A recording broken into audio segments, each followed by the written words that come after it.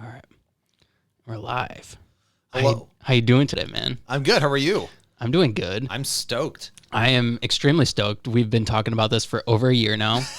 We have booze and cigars, and could it get any better from here? No, we do have water, though, for sobering, so that's good. Yes. We'll save that for the end. Yes. Yeah. You got to drive home still. Yes. So, yeah, been wanting to do this for a while with you, and we're going to have you still on our program as well, so it'll be a lot of fun. How's that going, by the way? My program? Yeah. Oh, it's going great. Yeah. Yeah. This is slightly strange. What? This podcast. What? Which one? This one. Yours? This interview. Yeah. Yeah, it is. It's strange. It's two worlds coming together. Yeah. So, yeah, no, my program's doing good. We're like in the top 3% of religious podcasts now, and so that's fun. I love that you say that as you literally hold a cigar and a glass of whiskey sitting in front of you. Don't at me, bro. So, well, hey, I mean, I am very devout, but I also am not stupid, crazy, legalistically strict either. I think people blow things out of proportion, but that's probably going to be part of this conversation. I feel like a lot of Christianity is kind of going that way, where people are starting to come full circle around, where they realize that being that strict is almost unnecessary. Not just unnecessary, it's detrimental. It's not helpful. Yeah. So it's one of those things. I'll probably get some flack from somebody, I'm sure, but it's the internet. Who are you going to get flack from? I don't know. Internet people. The trolls? Probably. I don't know. I try not to give them pay them too much mind, because everyone's got an opinion on the internet. Doesn't mean it's a good one. Bro, you have a big opinion on the internet. I have lots of opinions. Yeah. And everyone's going to hear about it. Oh, shoot. So, yeah, I guess real quick, my name is Will. I'm with the Church Split, hence the t-shirt. We are both a ministry and a podcast focused on theology, cultural issues, and what's called apologetics, which is, in short, defending Christianity. And so we are controversial, hence the church split, because some churches split over dumb things, and our whole thing is maybe Christians, instead of splitting and screaming like a bunch of little whiny snowflakes, we actually try to engage in some intellectual discourse, have a little bit of thicker skin, and we actually have normal conversations like adults instead of running away thinking everyone's the devil. And so you can imagine that either makes us extremely popular or extremely unpopular, depending on who you ask. I that's one thing I've noticed in a lot of different realms, whether it's the religious realm or just even the political realm, or even just like normal realms, like the normal day-to-day realm, like this podcast, for instance. Like, if you don't tote the line and you don't say what people want you to say, then you're the devil, and you're now in the center of their target. Right. Absolutely. Suddenly, if you disagree, you are the problem in society. You can't have a normal conversation on just, okay, like one of the things I get accused of regularly is, Will, you always have to be right. Like, why do you always want to be right? I'm like, well, do you want to be wrong? Well, no, I don't want to be wrong. Well, you always want to be right then. And they're like, see, there it is again. I'm like, or we can just say, how about we argue this out, which isn't always bad, and we figure out who is right, and maybe we find out we're both wrong. That's okay. Again, Do you ever admit that you're wrong? I do admit that I'm wrong. Yeah. I hate it when Have I'm you wrong. publicly done it? Yes, I have. Which is actually multiple. Does it hurt? It stings. No, it's actually one of the things where it's like, I'll study a topic, like I'm completely convinced on a particular topic. I come to that topic, and then I study it out. I'm like, crap, I've been so wrong. What is an example of that? What's one thing that you've been wrong on, and you study and you realize, dang it. Oh, let's see. That's a number of topics. So in the theological world, I just finished this morning. I finished a series that I've been teaching through on the atonement, which is essentially the idea of how in the world does Jesus reconcile us to God? Because Protestants have taught for ages that, really what it was, that God's very angry. He has to pour his wrath out on his son, and then he has to satisfy his wrath and his justice in order to bring you back unto him. And you go, and the whole idea is, I'm wrong, I'm the sinner. And Jesus goes, no, judge, perfect judge God, I will take his place. And we go, wow, that's so beautiful. He took my place. But then you think about it. If God is perfect, holy, and righteous, does that make him a good judge? If he's like, yeah, the innocent, you'll do. Let me just kill you. That's fine. It doesn't really hold up. And that's what's called penal substitutionary atonement. I have changed my perspective on it to what's called Christus Victor, which is essentially the idea that when we sinned, the whole world fell into the condemnation of the devil. Essentially, he runs it all. And that when Jesus lived a perfect life, he destroyed sin because he lived perfectly. When he died, he became consumed in death, but then resurrected, destroying the power of sin and death over the creation, and also ransoming us from the devil back unto God. So instead of God pouring his wrath out on his son, is really his son helping to redeem mankind away from that which is besetting us. That is one area I was wrong, and I taught that for a long time, the wrong way, about almost 10 years. So it's fine. It's fine. But I just finished like a 9-part series. You can find it on the Church Split channel if you're really interested in hearing all about it. But that's just many things that I've been wrong on. Also, if you ask my wife, she will tell you all the other ways I've been wrong. So... Oh shoot. So where did the church split come from? I mean, obviously it's a pretty niche name for a podcast. I mean, obviously it's something that catches attention, the church split. Church splits typically happen when something in the church happens. Right. Like, and the church divides. Right. Did you experience anything like that? Oh. Is that... My goodness. I'm not sure if we're ready to open that can of worms yet. Yeah. Do we not want to get into that part yet? Do you want to wait? No, yeah. We should probably, actually, yeah, we probably should. First off, I don't think we've even said who we are yet. Do we need to? I don't know. I don't know how you're going to thumbnail this, but I'm literally your brother. You are my brother. Yeah, like not figuratively, literally, but also figuratively because of adoption. Yes, we're adopted. But if you ask everybody from our childhood, they're like, yeah, you guys look alike. That was my favorite. Oh my gosh, there's so many times with that where I was like... We can totally see it. Yeah, we're like, oh no, it's my brother David. They're like, we had to show our IDs. Yeah, we had to prove it. Well, all right, here's our driver's licenses. Oh yeah, both. Wow, you're both Hesses. I'm like, yeah, it's almost like he's my brother. And then other people would be like, oh, he's my brother. Like, oh my gosh, yeah. Oh, I see the resemblance. We're like, no, you don't. No, you don't. You are dumb. You are so dumb. No, like literally, who would look at us and be like, yeah, that like Hispanic looking guy and that like white German boy definitely related. So no, that was one of the fun parts. So yeah, I did. Now, as far as the church split was concerned, I can give you the brevity version. So the brief version, basically it was started because I was a pastor, and then over time, the church is filled with a lot of very intense people who have followed tradition more than they follow anything worth critical thought or anything like that. Are you talking about like a certain kind of religion, like a fundamental? Yeah, fundamentalists. But I mean, this happens in a lot of circles. I mean, I'm in West Michigan, so we have a huge Reformed presence, like Christian Reformed. Yeah. So the Reformed have their own tradition, and they will not deviate from it. They cannot see past the 3 inches in front of their face of their own systematic theology. Like, this is the way I see it. This is why I view all things. Where, and that's how everyone does it. Like, they're comfortable. It's right. Yeah. It's really comfortable just to say, nope, I got it figured out. This is what I believe. This episode is brought to you by Red Bike Delivery. This delivery service operates only using battery-powered, eco-friendly transportation. Red Bike Delivery is there for all your delivery needs, whether it's dinner for the family, flowers for your partner, or new houseplants for your new collection. Red Bike Delivery will gladly deliver those and everything in between. So what are you waiting for? Check out Red Bike Delivery on Facebook or Instagram for more information. Red Bike Delivery, because there's only one Earth. Tradition I follow, we're good. So what ends up happening is that a lot of people they have a lot of preferences and opinions, and they don't challenge those. And a lot of times there's a lot of power grabs in politics in churches, which it shouldn't be, but it is what it is. Yeah. So I experienced that, and long story short, the church split, and it was very vicious. My mother-in-law was dying. My wife was gone, nursing her mother to her deathbed, while I had people basically saying I'm Satan and they hate me, and we're going to take our tithe elsewhere. This place won't operate without us. And it's like, and I just remember going through that and being extremely frustrated, feeling very alone, and being like, but still like at the same time, you know how stubborn I am. I'm like, well, no, I'm going to make it work. And I did. So essentially we were at a Taco Bell one night, glorious Taco Bell. If you've never been to Taco Bell like 10 p.m., you've never had a spiritual experience. And we're sitting there all talking. I've had one in like 2 a.m. after eating Taco Bell. See?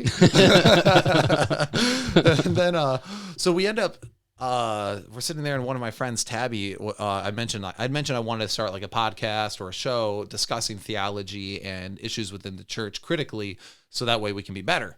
And I was like, I don't know what I'd call it though. And I was kicking around different names. I was having a hard time. And then Tabby, in her great troll glory, goes, "You should just call it the church split, since that's all you do is split churches and make people mad." And I was like, wait, hold on, what'd you say? That works. And now here I am, got the shirt, got the logos, the whole 9 yards. It's and I've been doing it now for 3-4 years with my co-host Brian Bodie. It's been a lot of fun. Did Brian start the podcast with you? Yeah, but he was behind the scenes. He did. Brian's very introverted. Yeah. So he did not want to be in front of the camera at all, which is funny because I slowly brought him in, and then I made him my I was like, dude, you should just be my co-host. Everyone loves it when we get such good feedback when you're on. When it's not just me monologuing, when it's an interaction. Yeah. And now he's there, and now he's got his own catchphrases that everyone loves, and now he's part of it, and I won. That's the long story short. That's hilarious. Yeah, I follow your stuff on almost every platform, but like it's amazing to me how active and like how active you are with all your listeners on Facebook and on social media. I mean, you're constantly going back and forth with people. Oh, yeah. I don't understand how you guys have time for that. Well, it helps that I work at a computer. So all day, every day, I work on a computer. So while I'm at work 9 to 12 hours a day, I can also quickly check in on an email or something along that nature, where I can just check in on the discourse, the discussions. I also teach classes through it just to help people out. And I regularly say I'm not an expert in everything. Like, I don't know everything, obviously, but there's certain things I have studied out and know very well, and things I don't know. I'm usually more like, this is my understanding, but is there someone else here who knows this topic better than me? Because it's very humbling. So here's the thing, David, you and I have always been very opinionated people. Me? No. No. Yeah, so we've always been very opinionated, and you're lying, but we've always been opinionated. And one of the things I realized, so there was a thing, people who know me have heard me tell this story. There's one time I engaged with somebody. It was actually I think the pastor of the Bacon family. Back in the HSMA and all that stuff. Back when we were Homeschool kids. Music Association or whatever. Yeah, exactly. Yeah. Putting them on blast right now. I got engaged. Well, no, not them. They're lovely. I have no issues with them. But I got engaged with their pastor. And for lack of a better term, he killed me. He crushed me in a theological debate. And I didn't like that. I was in seminary, and I was like, I know he's wrong, but I have no idea how to prove that. You know what I mean? Like, it's that moment where you just feel like you just got punched in the face and you had no good, strong rebuttal. Yeah. And it was kind of the moment where I was like, if I'm going to do this, I should probably take this a bit more seriously and understand a bit more. And that was when the studies began. I was probably about 21, which is weird because I'm in seminary and I still am ignorant because our seminaries, most of them are trash.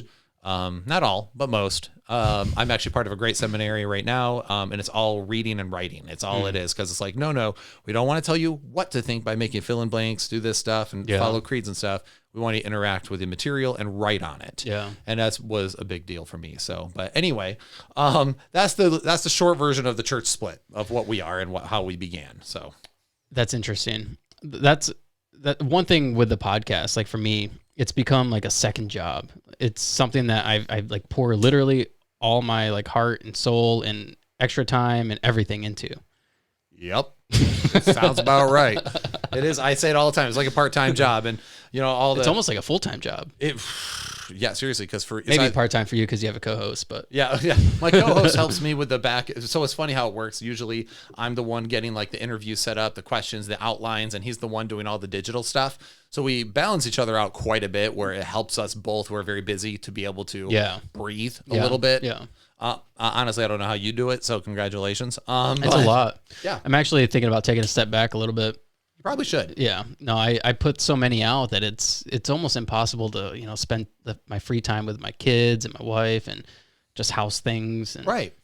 Well, I mean, and that's kind of what we ran into. We were doing a weekly show, and as fun as it was, and we were gaining a lot of growth from it, it was just one of those things where we started realizing that our families were suffering for it. Yeah. We weren't a lot of things were being neglected in our lives because of it. And even though we loved what we do, I'm like, dude, I have a full-time job, a very demanding full-time job. And I'm like, I need to start focusing on that and my family a bit more. So now we changed it to about an every other week schedule, and that's been a lot more digestible. That's cool. So, yeah. So do you guys interview people, right? All the time. So if somebody wanted to come on your show to debate you guys or anything like that, can they just, is there a sign up? Can they just sign up? Can they sign up? Oh, where do I want to get my face kicked? No, if they want to have a discussion or whatever, I mean, if they email us at thechurchsplit@gmail.com, they could easily just find us there. And if it's something that's intriguing or something that we don't know much about, we could easily host you on that. So we've been more than happy to, if someone disagrees with us, have a conversation, or especially if you know an expert in any particular theological or historical field that deals with like ancient Near Eastern languages or ancient Near Eastern culture, we would love to have a conversation with you. Awesome. So Cool. Anyway, but I mean, you and I are brothers. We go way back. We go way back. Way back. Way back. Not super far back, but the dawn of time. the dawn of time. So the way this, I don't know, like I don't even know where to begin. I don't either. With all this. I've always imagined how we would share our stories together on a podcast. Like, how would we do that? Because like our story, our stories like join together. We have a lot of the same experiences, but from different perspectives, obviously. Right. Well, because we're different people. No, really? What? Are we? But it was almost kind of like we were the same person. Mm-hmm. Like we would like literally like make certain noises and we'd be like, yeah, I know what you mean. Yeah. Well, it's weird. We had a way of just like looking at each other's eyes and we're just like, yeah, I know what you're Yeah. Yeah. So, I mean, it was one of those things where, so for us, I mean, you already told your story on the program. It was like your first episode, wasn't it? You're like, all right. Second episode. You're like, all right, here it is. Here's what everything that's happened to me. Yeah. And one of the things that I've appreciated, and I'll have to say this on here, is one of the things I've appreciated about you and a lot of people like you is the fact that you've been through it all. You've been through a bunch of crap. And yet I don't see you every day sulking about it, continually saying, like, I call it perpetuating victim culture. Yeah. Which is, I've been through crap and now I just want to keep talking about my crap and that's all I want to talk about. And anyone who tells me I need to do better in my life is wrong because I've been through crap. Yeah. Which is basically using your negative experiences as an excuse to be a crappier person. Right. Yeah. And it's a real problem for me. And I think it's a problem for you as well. It's a huge problem for me because, I mean, if you really want to find a reason to let something affect you, you can. It's easy. But at some point, you have to learn to let go and you have to move on. Mm-hmm. Because if you want the rest of your life to be better, if you want to have a good relationship with your wife or your husband or even your kids, or you want to be a good parent, you got to let go of that stuff. Yeah, you got to detox that and go to therapy, do whatever it takes, but get over it. Yeah. And people a lot of times get mad at me and they're like, "Oh, you can't just say get over it." I'm like, I'm not saying you just can't tell victims that. Yeah. Which, I get that it takes people time to get over things, and I understand that there's a process to it. Mm-hmm. However, to expect other people to not talk about it or expect other people to be okay with you being a victim and you're not doing anything about it. That's a problem. Absolutely. And it's one of those things where it's like, even all that therapy, all that processing, what is that for if not to get over it? Right. You're trying to get over it. Yeah. Right. Your trauma. Well, there's some sort of attention that's attached to it. Right. Well, if you say, well, I was raped, you shouldn't say that because I was raped. Right. Or you shouldn't have somebody. Never mind. You're like, I don't want to get canceled just yet. It's okay. They've already tried to cancel me multiple times. It's fun. I've had 2 cancellations so far. So yeah, see, yeah. There it is. It's a lot of fun. We've had multiple cancellations. We either get the crazy Christian cancellations or we get the crazy progressive Christians over here that are like way over on the left. Sorry if you're listening to this and you're more on the left, but I'm just saying there's some of y'all that need to stop trying to eat people alive. One thing I realized, especially having a podcast, is that people only care about you as long as you're not toting that line. If you're toting that line, then they care. And so like with this podcast, I've interviewed over 100 people now. And I've had a lot of people on here that share their stories. I've had a couple politicians, but not many, like maybe 3. But most of the time, like I don't get that massive of feedback. Right. Like people don't care. Like, oh, he's doing cool things. Like he's interviewing people, they're sharing their stories, whatever. But then you interview a politician and somebody who happens to be controversial, somebody who happens to be on the right, who doesn't tote the line, somebody who is controversial. And then all of a sudden you're the center of the target and they want to attack you for it. Right. And well, we don't apologize on our program. We are conservative Christians, but we're conservative Christians who's challenged the status quo of other conservative Christians even. Because it's like, one of the problems in conservative Christianity is that they think that like any criticism against them is just crazy leftists. And I'm like, well, not necessarily. Some of that stuff is legit. Like you got to listen. Like if you're unwilling to listen and take their critique, you're part of the problem. Is their argument valid? Sometimes, no. Some of it is just stupid. But other ones, it's like, no, that is a legitimate criticism. We should look into that. We should fix that. Like what? Oh, shoot. Like, first off, how we treat, pastor worship. What I call it. It's when you have a pastor that is unquestionable in his authority. And so what you have is leftists are, I don't want to say leftists all the time, but people more on the left or whatever, or maybe non as conservative Christians. Maybe I should be more charitable. But what you'll have is these people go, well, what the problem is with that is it creates basically an authoritarian structure. Right. And authoritarianism isn't very good. And so what happens is you get a bunch of people that follow a dude blindly, and then that's how, okay, everyone follows him. Well, then that's when scandals happen. That's when sexual abuse happens. That's when all these things happen, because he's the unquestionable authority.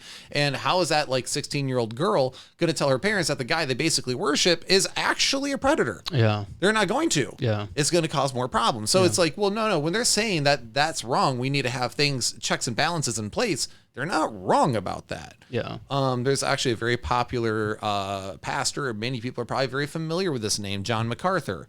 And during COVID, he took a stand. I'm not closing down my church. And that's funny, because I was like, I agree with that. Did he get in trouble for it? Oh yeah. California was finding them every day. Oh, geez. But John MacArthur also, come to find out, kicked out a woman who was experiencing abuse. But she would not return to her husband. She was divorcing her husband. And basically he was like, you're unrepentant, so you're kicked out from the church. A little bit later, the man goes to prison for sexually abusing all his children.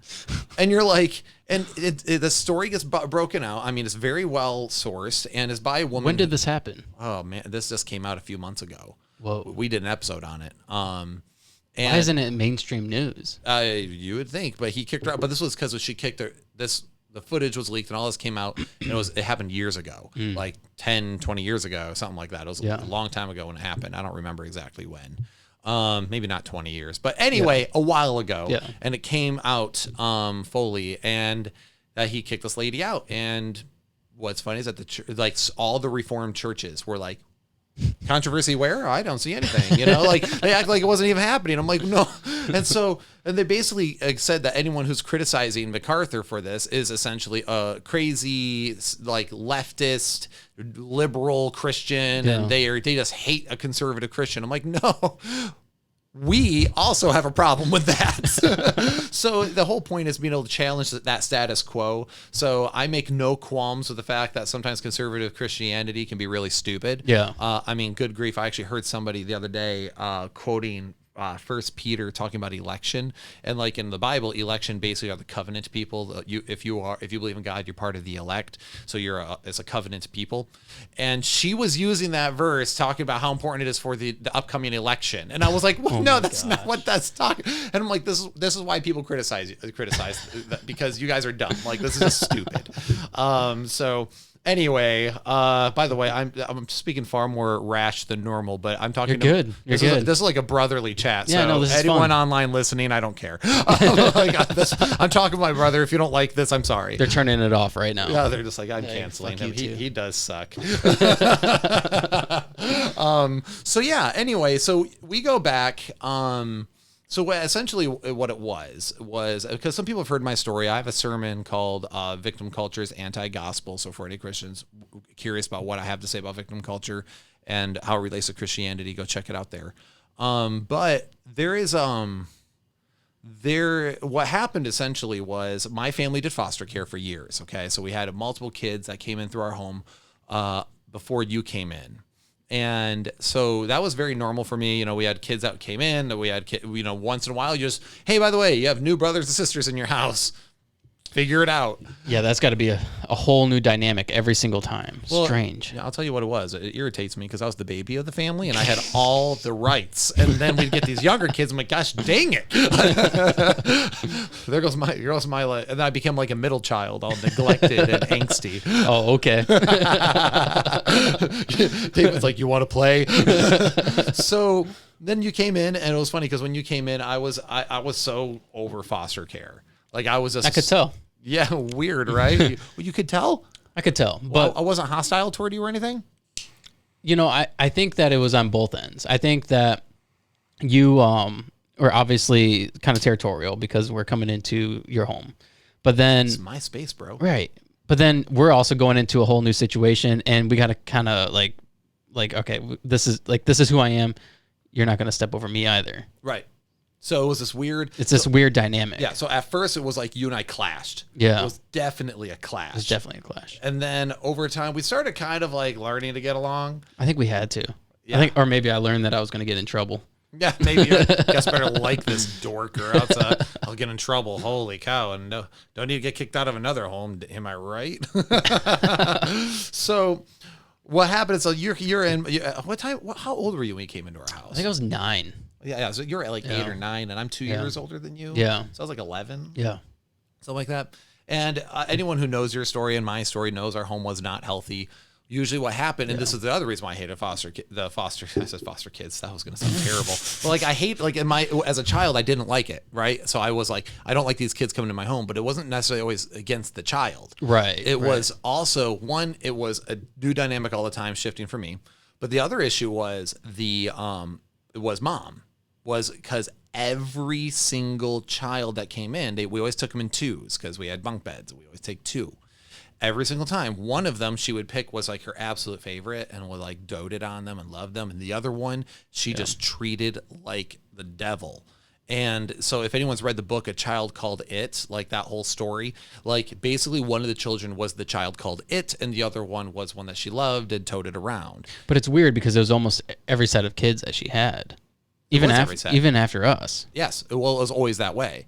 Even with growing up before foster kids, it was me and Melinda, and she treated Melinda more with disdain. But it just got increasingly worse when we got foster kids in because it wasn't her own flesh and blood, you know. So, but what it was that she liked the foster care because she would go to church and she would brag about how we're taking in kids, and this is and it's frustrating because I know the system's broken.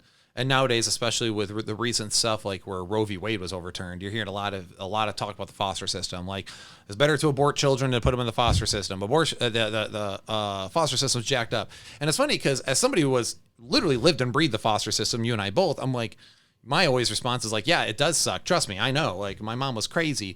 At the same time, I'm also glad that I have my brother David, you know, and that somebody who didn't want, like, well, he's going to go in the foster system, so kill him. You know, so. Maybe your mom should swallow.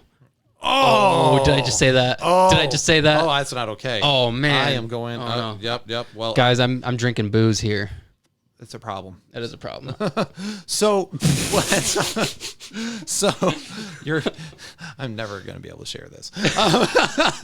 So then what ends up happening? I'm just going to say, for the record, that William has nothing to do with me. He's literally on here just sharing a story. I have nothing to do with you. You're literally my brother. Well, I mean, as far as what I say, you do not own what I say. Dude, no one's going to be able to control your mouth. No one's been able to. Go back to my past episodes. I literally say all kinds of wild shit. It's literally a thing where it's like, oh my, I wish I could remember the comeback. There's one time Mom was on one of her psychotic tirades. I could probably tell you. And you were on your way down the stairs, and she said something to you. And I don't remember what it was, but I remember there was a moment where your eyes sparkled, and you looked up. You said something super smart at her, and I don't remember what it was. I just remember you say, and it like set her off. I don't know if it's because you may have called her something like bitch or something. I don't know. I feel like it was something like you took what she said at you and you flipped it on her as a zinger. Yeah. And she just was not okay with that. It became like one of those things that I always looked for something funny to say in that moment. And I'd try to use whatever she said as like ammunition. I'd try to flip it on her. Because then she never knew what to do. She would freak out. Well, it was hilarious. It made me laugh. That's what happens when you're a narcissist. You're not used to people playing your own game. What? Only I can do that. So yeah. Anyway, you came into the home, and I remember it was this dynamic. But you and I started learning. But I didn't like the foster kid thing because it was always, oh, Mom's gonna flip on one of them. Mom's going to hate one of them, and then she's going to go on a crazy tirade. She's going to act psychotic. And then was it that bad when there wasn't any foster kids in the home? It wasn't as bad. It was bad, but it wasn't as bad. It was weird to once you add to the foster kids, it added this tension.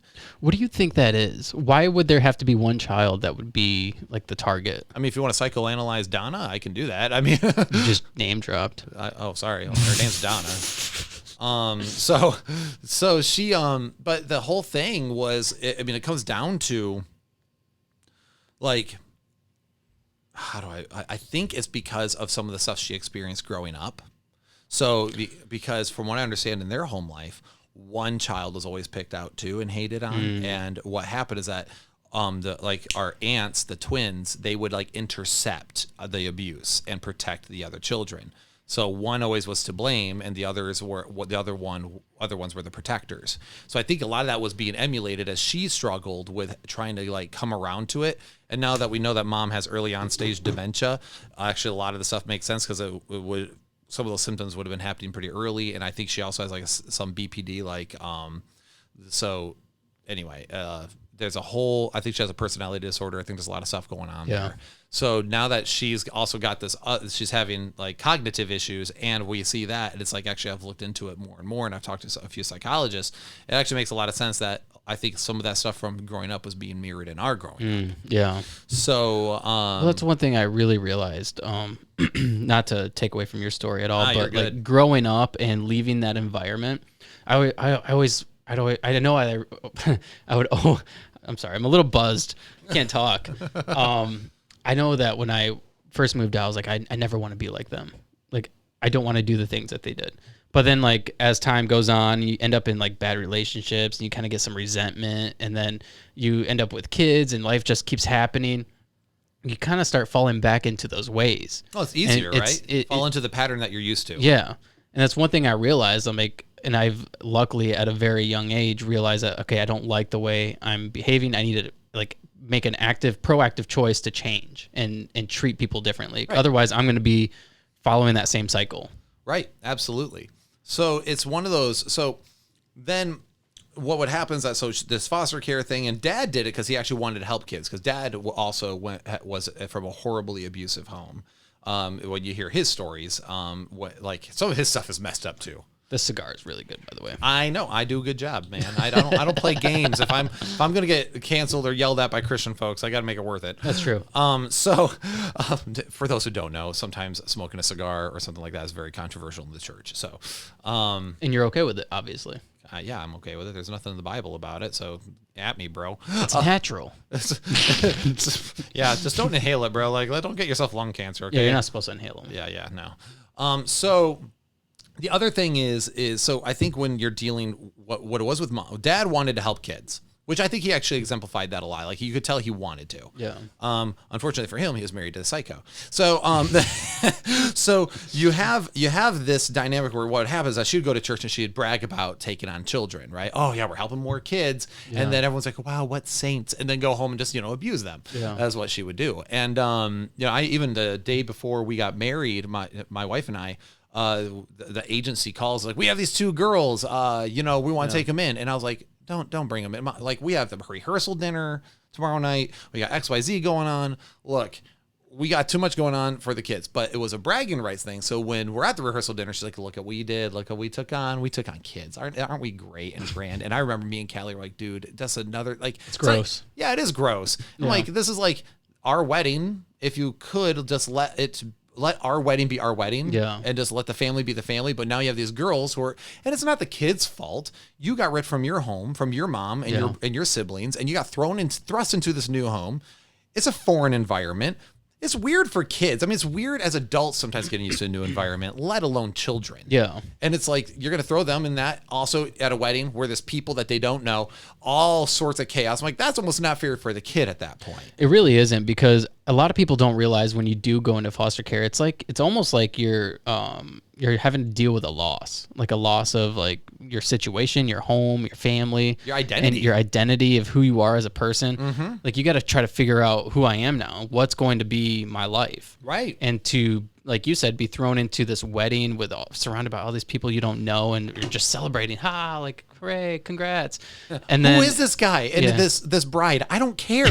Where's my mom? I was just taken away from my mom, right? Oh, but everyone's happy. Yeah. And it's like, I should be happy. Yeah, but I can't be. Why put the needless pressure? So anyway, it was always a bragging rights thing with her. Yeah. So, and I do want to say before we talk about anything critical of anything growing up, Dad and we talk regularly, not as regularly as we should, but I have a good relationship with Dad. I even have a relationship.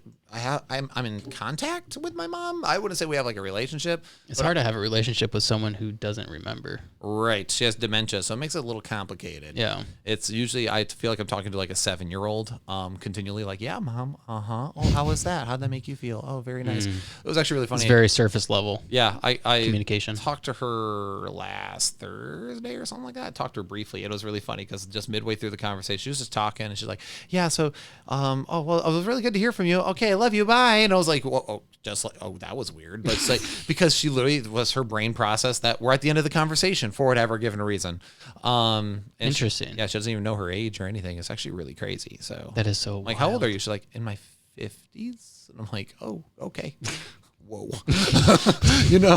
So anyway, so you came in, and then by the way, my story is your story, it's our story. Yeah. Because what happened is, like, Melinda, our oldest sister, she's 4 years older than me, and so she goes off to college, and I think that's when things really went downhill. Yeah. Because Melinda, in a lot of ways, was like this little security glue for other people in the home. Melinda was definitely Dad's security blanket. Well, I remember, like, when she went off to college, I cried because I was like what's going to happen now? Yeah, who's going to protect us now from crazy, right? Yeah. I mean, I did the same thing. When we were at the hotel and we dropped her off, and that was her last night, when I hopped in the shower, I was like, I'm going to shower. And really what I wanted to shower was code for, I'm going to go sob in that shower right now. Because, and it was this weird thing because Mom was extremely abusive. For people who don't know, there's one of the foster girls who she had a lot of emotional issues, a lot of them, like raging temper tantrums 3 a.m. for 3, 4, or 5 hours straight of shrieking. And Mom would literally like grab this girl and drag her through our rock garden. And she's like 4, and just drag her through the rock garden. And then, like, if this girl like even like picked at her crotch, Mom would like start like going like this at her crotch with her hands and go, you like that? You like that? You want to keep touching yourself? No, then stop it. Like, it was super gross and sexual and just really uncomfortable. So definitely couldn't get away with that now. No. So, the agency didn't know. That's the thing. And whenever there was anything reported or if people were suspicious of stuff, they do an investigation. Of course, they ask us kids stuff.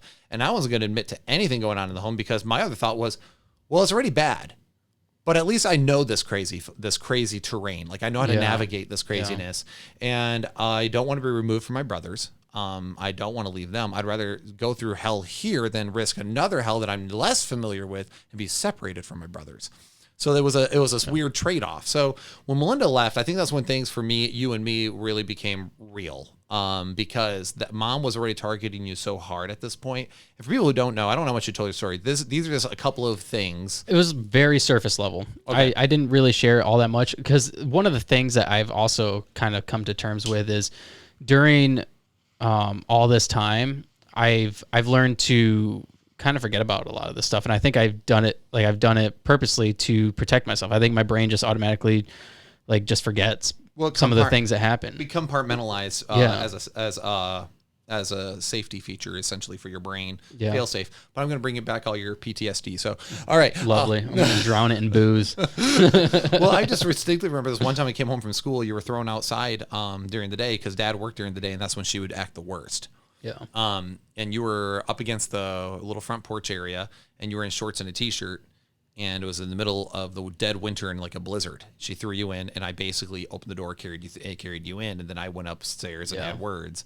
There was times where she would throw out all your belongings into the front yard, screaming that she hates you. She sending you back to the state. This was after adoption, by the way. Like, we love you so much. We adopted you. Okay, now I'm going to keep threatening to send you back to the state. We only adopted you because we wanted your brother.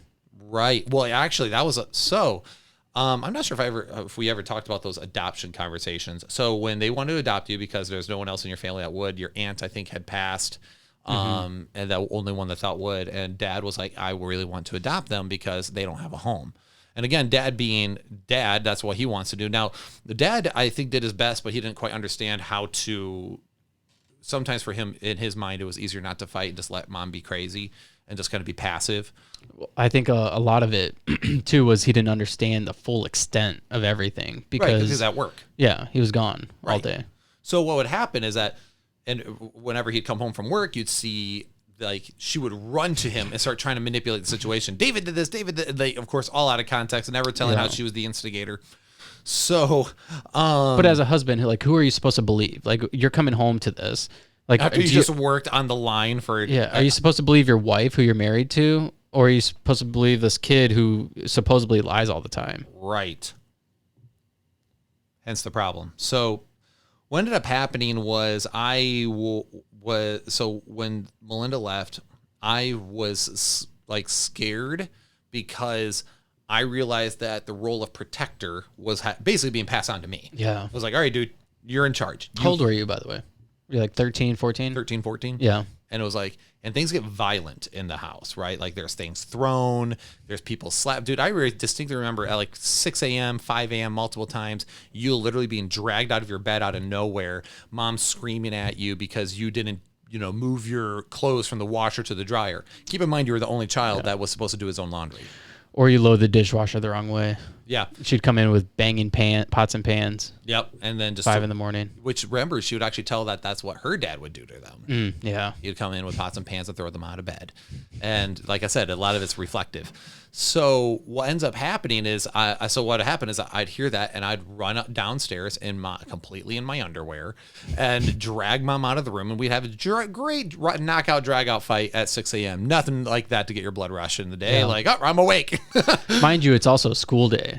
Yes. And you got to get up and go to school after you've just had war. You just went to war. Yeah, all morning long. Literally, like, multiple times where she's like, I'm leaving, and she tried to like run someone over with a car, stuff like that. Oh my gosh. This is so much. That's one of the things that one of the times, this was when Melinda was protector, if you could say. This will always be concreted in my memory. Talking about the slap? The slap. Oh my gosh, that's notorious. I love how we call it the slap. The slap heard around the world. So for those of you who don't know, my mom and my sister were getting after it, arguing, and it was nasty because mom was one of those things where mom was being violent or nasty toward you again because she would do things like slap you in the face, say you're stupid, you're never going to amount to anything, you're just a piece of garbage and all sorts of stuff, which is great for little egos. But want your kid to do good, that's what you do. So so then Melinda and her are just going after it, and mom decided to just slap her. And Melinda just without skipping a beat is like whop and just like hits mom. Her glasses fly across the room. Mom spins and hits the floor. You and I were right next to each other because I was holding you because my mouth dropped. Yeah, I was literally holding you because like it was so violent. You were like crying at the time, and I was holding you like I'm gonna protect you here. And then you and I both went and just laughed. And then she looked at us like, "What's so funny?" And we're like, "Nothing." As she's trying to pick herself up off the door. I was like, dang, Melinda's got one heck of a right hook, So anyway, it was but then after that it was years of every day's a fight. Yeah. And if it wasn't a fight, you were on edge waiting for one. Yeah. So, and it was this weird thing where, because I knew at this point you and I had grown very close. We became best friends. Wherever David was, I was. Wherever I was, David was. Well, it was so bad that you and I almost had to learn like a secret language in a sense. Yeah. Like I would like whenever they were like, "Hey, was David doing this at this time?" I would be like, and that'd be like, yeah, like he was good. Yeah, like, there's a way there's a way we'd communicate in the room, just a shift in the body. Yeah. Or a glance of the way the eyes would work, that we would communicate to each other from a distance. The right way to respond to avoid more chaos. Yeah. Which is insane. It is insane. Like, you should have to do that. No, we should have to do that. So then everyone wonders why I am as cantankerous as I am. Like, why is Will always fighting? I'm like, because I'm more comfortable in a fight than anything else. I don't know anything besides fighting. So actually, it's kind of a weird psychological thing that I think there's actually some truth to that joke. But there probably is. So anyway, all this stuff was happening, and I just remember getting so frustrated, and also it was like a continual. I was always at war. I was ready to fight all the time, literally physically fight. Yeah, like we've literally fought and bled for each other. I mean, there was one time, but Dad, what was happening is that Dad was reaching a breaking point. So as the chaos ensued, Dad's psyche was going down as well, where he used to, if things went too crazy, he would intervene, and then those two would fight, and then we'd be able to like scurry off in a corner like little rats and like wait for it to be over. It. Thanks, bud. So then it turned into dad just kind of ignoring it. Like I remember there's many times like she'd be doing the thing in the room where she's screaming at you and doing her normal thing where she's hitting you, slapping you, telling you things are terrible. And he would just sit there like turn up the volume on the TV and was like, I'm not dealing with this. Which I, of course, had major issue with because I'm like, I don't care how exhausted you are. You're the father. That's your son. Do something.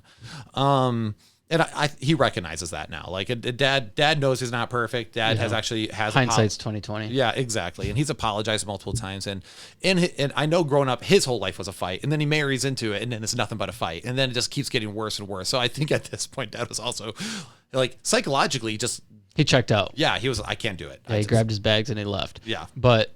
At the same time, I think he was trying his best to just kind of keep things together. Mm-hmm. And so at that point, he probably did like the bare minimum that was necessary. Well, also comes down to because the way the church, because we were raised independent fundamental Baptists. Yeah. If anyone doesn't know that, we call it IFB for short. The church split. We've covered the IFB a lot on our channel.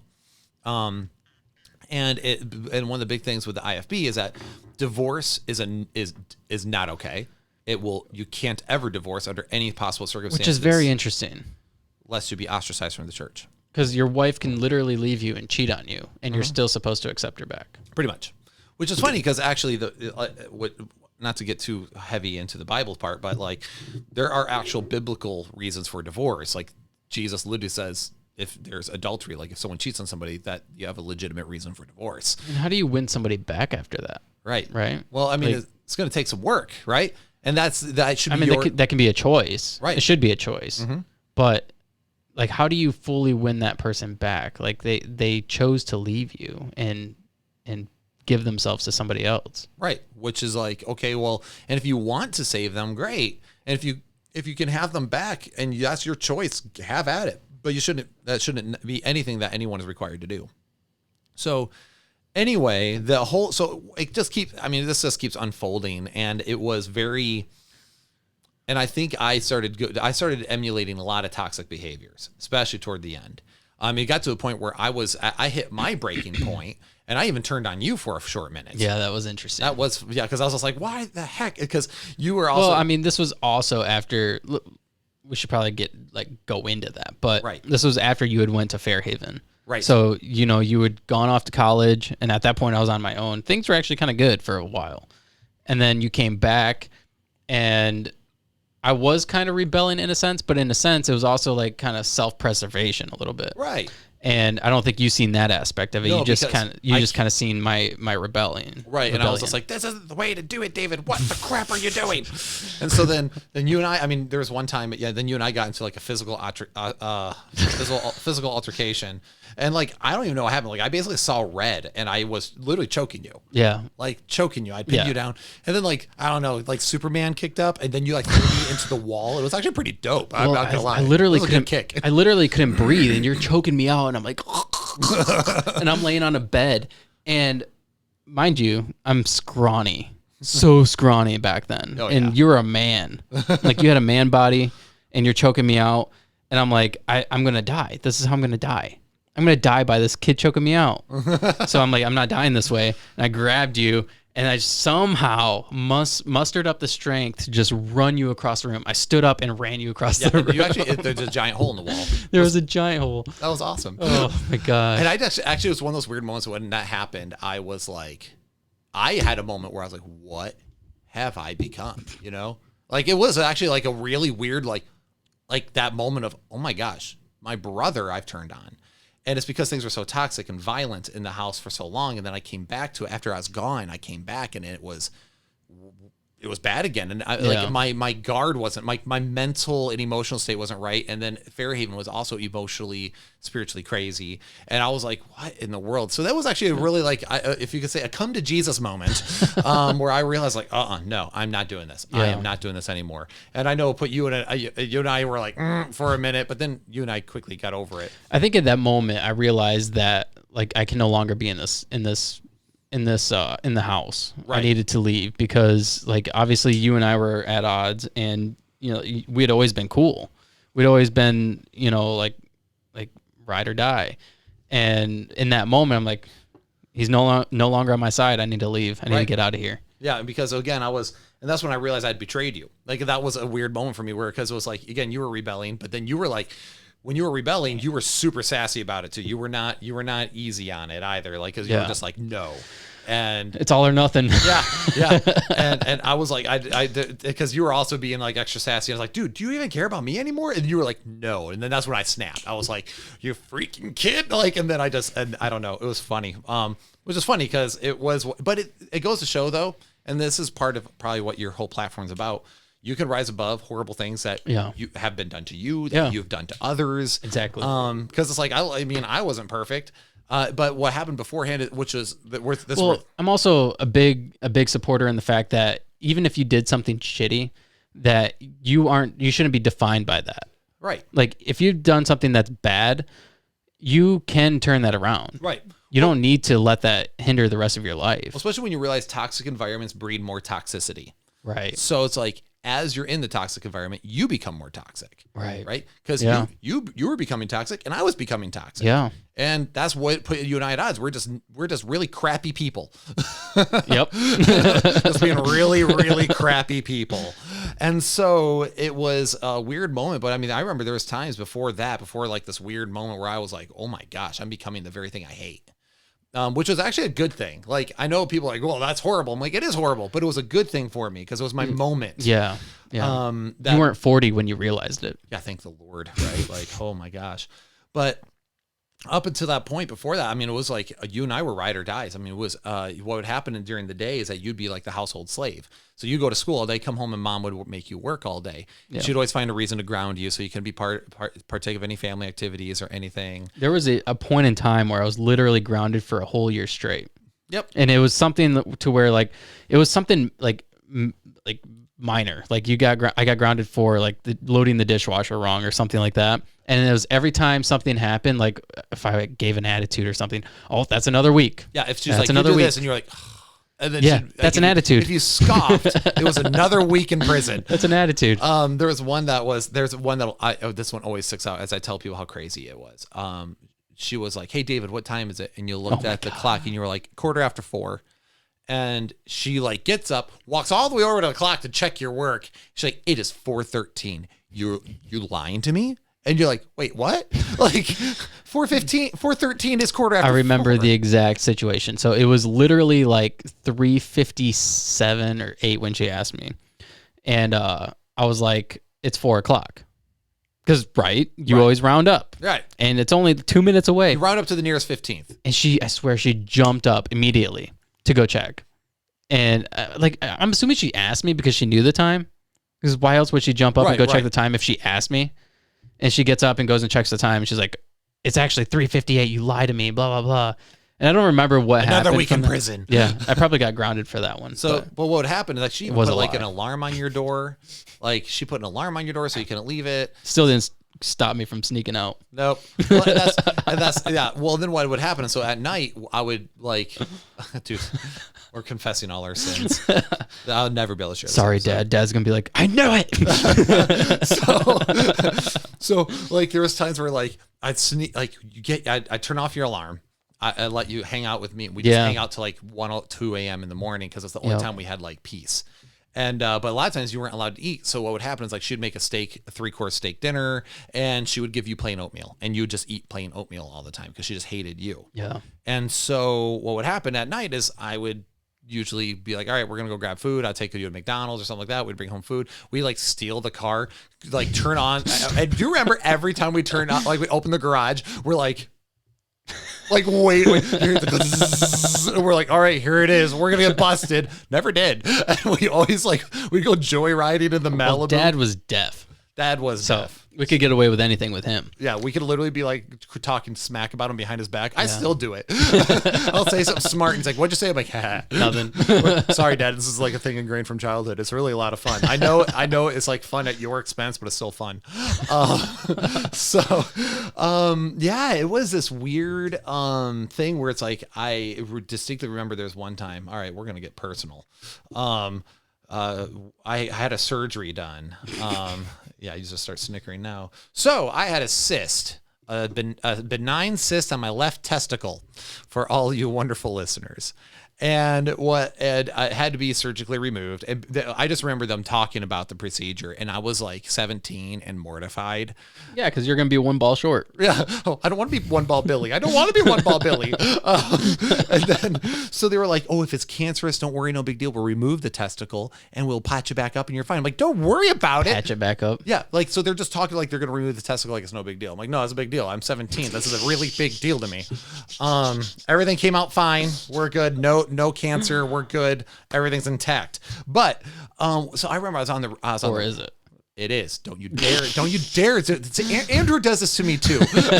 Every time he tries to like sow seeds of doubt. So everyone's in the room like, oh, is Will like a full man? Then William was transgender before it's cool. Yeah, y'all are jumping on the hype train. I was born in it, molded by it. Ew. All right. So what, totally not. But anyway, so I remember I'm recovering from that. So like I can't move. Like, I'm just over there. Like, I mean, if you ever had this procedure done, you basically feel like you were like given an astronomical kick in the nuts. Yeah. So it's just like, ow. And she was going after you because she thought I couldn't do anything. Yeah, I was in the shower. Yeah. Yeah. Yeah. So you're in the shower, and this is what she tried to pull you out or something like that. Mm-hmm. I was how old was I? I was like 15. Something like that. Yeah, I was a teenager. Yeah, 15. I was 17. So yeah, that's right. And then I remember I was like, you gotta be joking. You gotta be joking. Because I knew I had to move to stop it. It was literally the day you came home. Yeah. From the hospital. Luckily, drugs are good. So I ran upstairs and I ripped her out of the bathroom. She was trying to pull me out. Right. Because I should probably give a backstory on that. There were certain times where I couldn't take a shower. So, the thing is we were gone all night, like running errands and at church or whatever. And then we came home, and obviously it was past the time where I could typically take a shower. Well, generally, if we were gone busy doing something, that they forced us to do, then I could just take a shower. It wasn't a big deal. Right. But because I didn't ask and I just assumed that I could do that, it merited the right for her to come in and rip me out of the shower. Right. For a while, grown boy. For a while, she was shutting the light off on me, and I still showered. I still continued. She thought that would get me out, and I'm gonna keep lathering up. Actually, no, I purposely took as long as possible. I'm like, if you're gonna shut the light off on me, like, why am I gonna get out? And what are you gonna do? Pull me out of this thing? Oh wait.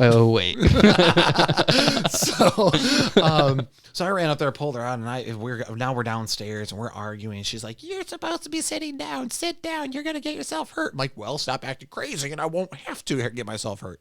She literally picks up a Kirby vacuum, and if anyone knows a Kirby vacuum, that thing is heavy. Steel. Yeah, and she picks it up like a bat. She's gonna like use it on me, and I was like, first off, she's uncoordinated, so it's one of the funniest things to watch. And then I was really big into martial arts at this time, so actually, honestly, without even thinking, it just was a reflex. I kicked her down, which was also, by the way, a big mistake. We just had testicular surgery. Suddenly, I was like, oh, that was a mistake. She went down, but then she got upset. She ran upstairs and locked herself in the room. And there's other times where it's like, if she'd act a certain way, like kicking you on the ground, and then she'd go upstairs in her room and be like, leave me alone. Well, no, we're going to talk about that. And then if you go in the room, she would start stripping, like, I'm going to get naked, so you're going to have to leave. And you're like, well, please don't, but we're still going to talk about this. So it was nuts. I mean, it was super toxic. So I'm sure what my whole point is, I'm trying to paint a picture of what we were going through. Okay. Yeah. Dad and I didn't get along. I mean, Dad and I are very weird personality types as far as differences. He's introverted. I'm extroverted. He's like very outdoorsman. I'm very nerdy. So it's like we're very polar opposites. And I think that made us also clash growing up because we did not think similarly. Yeah. And so there was plenty of times Dad got violent with me. I think I'm the only kid he got violent with. Did he ever get violent with you? No. He knew better. So there was like one Sunday morning before we went to church, ironically, and he had grabbed my throat and punched me in the face, and Melinda had to like tackle him down. I had like this nice hand mark. And it was mainly because him and Mom got in a fight, and I interjected, and he was like, "Yo," and I'm like, "I'm not going because it's about David, and I'm involved because I'm the protector." Again, I'm that one who's like, I took the mantle. Yeah. And he was like, get in your room. And I ran down the hallway and I started just yelling at him down the hallway. He's like, get in your room. I'm like, I am in my room. As petty as you can imagine. And then he gets in there and I'm literally, you and I were so. We were smart asses. To the nth degree. And I'm like. But the thing is like you kind of had to be. Yeah, well, yeah. Because otherwise you could not survive. No, absolutely. It was not for the faint of heart. No. Like you had to learn how to make fun of the whole situation and just kind of like make everybody look like idiots. Like, I am in my room. What are you going to do about it? Yeah. I'm in my doorway. Yeah, and I'm literally standing like the carpet, like my carpet was green and the hallway carpet was tan. And it was just like this, and my toes were right up against it. Like there was about a millimeter, and I'm like, I'm in my room. He's like, get in there. I'm like, no, I'm right here. And then that's when he grabbed me and he hit me. But I mean, it is what it is. And then one day I remember I snapped at him.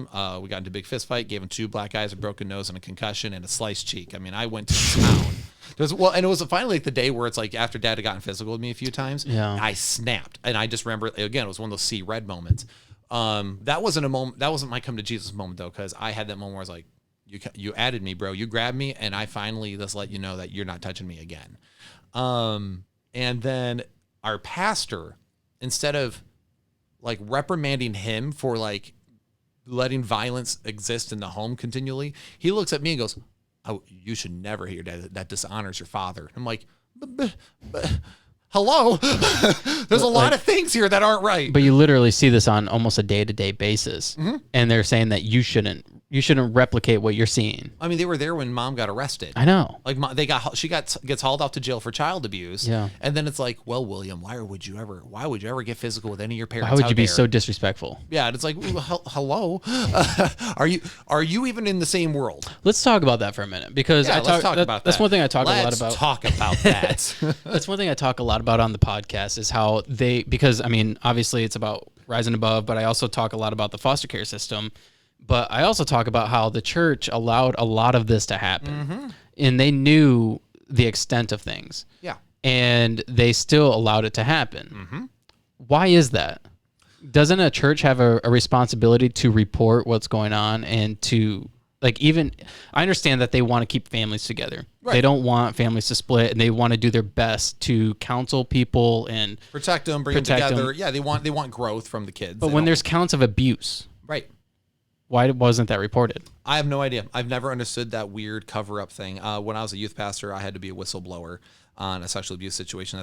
Is that something a lot of churches are pretty tight-knit about? Or well, depends which groups. Certain groups are more privy than others. And it usually the more authoritarian, the more that exists. And our churches, why is that? Honestly, I have no idea, dude. I think it comes down to the fact that because when you're authoritarian, it's we follow that man. We follow this is the way we do things. We follow God, and God would want the man of God or the person who's appointed, like the leadership, to try to fix things. Right. And it's like, well, we're not going to go to the state, because I think some people have this weird idea, because I think in Corinthians it talks about like, don't take your brother to court and like sue them, like work it out like men essentially. And people are like, well, we can't take him to court. I'm like, that's not what it's talking about. Like Romans 13 and plenty of other places, like, hello, the government's there for a reason. Yeah. You know, like obey the law. And if not, you have an obligation to your leadership of the law. Right. So there's a lot of backwards thinking in those groups. And actually our youth pastor has actually apologized. I don't know if he apologized to you yet. But he's reached out a few times. Yeah. And it's one of those things where he's like, hey man, you know, and I look back and I'm like, dude, he was raised in some crazy environment too. He was like 20 something. I don't know. Early 20s. I think you think about that, because I remember being a teenager and watching him come in, and it like he was like 21 or something like that. Yeah, he was just out of Bible college. Dude, I remember when I was 21. I didn't know anything, and like, I was stupid. I wasn't doing anything different than this, but far more irresponsible. And so like I was still drinking and driving when I was 21. And you definitely went through a different phase than I did. I got all my stuff out in high school, which I shouldn't have. But you know, drinking and driving. No, I didn't do that. I did not. You sure? Do that. I'm pretty sure. Did I? You sure? Yeah, I'm pretty sure. I didn't drink. You don't remember my birthday? Oh, I did not drink and drive with that. Why? No, that was not it. I was perfectly fine. And I even came out on the numbers, but there's You did. Yeah. So no, we're good. Yeah. No, I was kidding. Okay. So, well, quick story. On his 21st birthday, I was driving. I was taking him around so he could have some drinks. And I got pulled over because apparently I was going 55 and a 45. I thought it was actually 55. Like, sir, can you get out of the car? And then they had me like, so can you say the alphabet backwards? I'm like, bro, I couldn't do that anyway. I couldn't do that sober. I'm like, I know it ends with Z. Yeah. Yeah, I couldn't do that. ZXY, whatever. And I remember your wife, Kellyanne, she's like, oh boy. And they had me take a breathalyzer and I was fine. And they're still like, well, can somebody else drive you? And I'm like, yeah, but I'm below the legal limit, right? Like, yeah. And I'm like, okay, I don't, what? Sure, whatever. I just wanted to get the police off. I didn't want it to cause a scene. So anyway, I was trying to throw my dirty laundry out there. What is wrong with you? I'm just calling you on your bluff. Well, it wasn't drinking and driving though. I wasn't drunk. So anyhow, so what ended up happening was, where were we at before you derailed me? We were talking about the churches and how they cover things up, and we were talking about the youth pastor coming in when he was 21. Yeah, and whatever. It's like, dude, nobody knows what to do. And then he gets in, and there's like a couple families that had some really intense issues, and it's like, I look back now and I remember going, why can't they fix it? Why can't pastor so-and-so fix this? Because that's what everyone else thought. Oh, you talk to the pastors if you had any problems. But the problem is like, dude, at seminaries, they don't equip you to be a counselor. They're not counselors. You're theologians. That's why you shouldn't. That's in my opinion. That's why you shouldn't That's why you shouldn't go to your pastor to be a counselor for your family. Well, and some pastors are more equipped for it than others. Like I know my current pastor, he's such a good counselor, and he is very good at it. But it's like one of those things where he has kind of specialized in that. So it's like, yeah, because he actually knows what he's doing. Yeah, you know. But when you go to seminaries, usually they're teaching you like doctrines, creeds, things like that, and then all of a sudden, like, okay, no, you're gonna have to counsel this broken marriage. Huh, good luck. And then you're like, I don't know, like, why are you acting? Why have you ever tried not being upset? You know, like that's like all they got, right? So, So yeah, the churches they tend to cover it up. I think it's because they take certain things again out of context. They misunderstand a lot of stuff, which is whatever. So the church a lot of times enabled it, which is another reason why I do what I do with my ministry, which is because like, well, no, we need to correct things. Because if you know, I think that's why the church has such a bad reputation. And the thing is, what's sad is that there's a lot of churches that aren't like that. A good chunk of them are not. Yeah. But you get enough stories of bad ones, and suddenly everyone labels the whole, right? Yeah. That's how any group gets hated on. Is there's a few bad apples that make everyone else look stupid in that group. Yeah. So you know, that's where you can get you can talk about like some of the crazy, like, okay, actually, like during the 2020 election, they would do this all the time, right? Like, oh, we go to Trump rally, we find the most like ridiculous looking people and ask them why they're voting for Trump, and they say some of the dumbest stuff, and then you go, man, Trump supporters are all stupid. Well, it's a way to discredit a whole movement, right? Right. Well, and then and the right does the same thing. You go to like a pride rally, and you find the most ridiculous people. You find the largest idiot in the group. Yep. And like, hey, come here. You want to do an interview? Yeah, I love to do an interview. And it's like you find the dumbest ones, and you go, that's the whole. Yeah. Well, it's the same thing when it comes to, you know, the church. Like there's a few bad apples that made things really bad, and now the rest of the church is like, oh my gosh, that's not like a bunch of people like my pastor. I know of a situation that was very touchy that he had to deal with. He instantly reported it, handled it perfectly, addressed it to the congregation perfectly. I was like, wow, that's a really healthy way to do this. And the church was, like, you could tell, was healthy for it. Yeah. And that's any group of people. So it's almost like if you're open and honest and just deal with things decently, things that work out pretty well. Yeah. Sorry, sarcasm there. But so what ended up happening was we go through all this, and then I go off to college. And at this point, because church was all I knew, and I remember sitting there thinking, what am I going to do with the rest of my life? You know, everyone asks this during or after high school. And I just go, I don't know anything. Question. Yeah. What was your thoughts on when you were deciding whether or not you were going to go to college? Like when you realized that you were going to leave, knowing that you were like the defender of like me and the home. Terrified. Like I didn't. Because like I could imagine having that responsibility. Like you'd almost feel like there's a sense of responsibility for yourself, knowing that like this place is going to fall apart without me. Yes. And it was actually, I was terrified for it because I was like, I want to get my life on track. And of course I want out of here. Yeah. But all I was thinking is like, but how bad it is here, I don't know what's going to happen when I'm gone. And so I felt like I was abandoning to a degree. And Melinda felt the same way when she left. She was like, I feel like I'm abandoning my post, so to speak. It's almost one of those things that you have to do for, like, even though you know that the person that you're supposed to be defending and protecting is going to suffer, but at the same time, it's like for your mental health, for the benefit of yourself, you have to get out of there. Right. And then also it's like, well, I can't hold my life up forever. Right. But I definitely had contemplated not. Like, I thought about not going multiple times. Because I was just like, I can't wrap my head around that. Like, because again, you were my brother. You were my brother, Anakin. I loved you. And that was actually a thing for me. And so when I left, I remember I had a guilt complex. It was weird. I had a girlfriend at the time, and and I felt bad for leaving her. And I was just like, I don't know if this is the right move. And when I was there, then I decided when I was there, I remember I was there for a few weeks, and I was like, I need a reset. I just need a restart from the top. So I actually broke up with my girlfriend, which I actually feel bad for, because I don't think she deserved. I don't think she deserved. She went to college with you, right? She went at first, and then she wasn't able to like continue because she just couldn't afford it.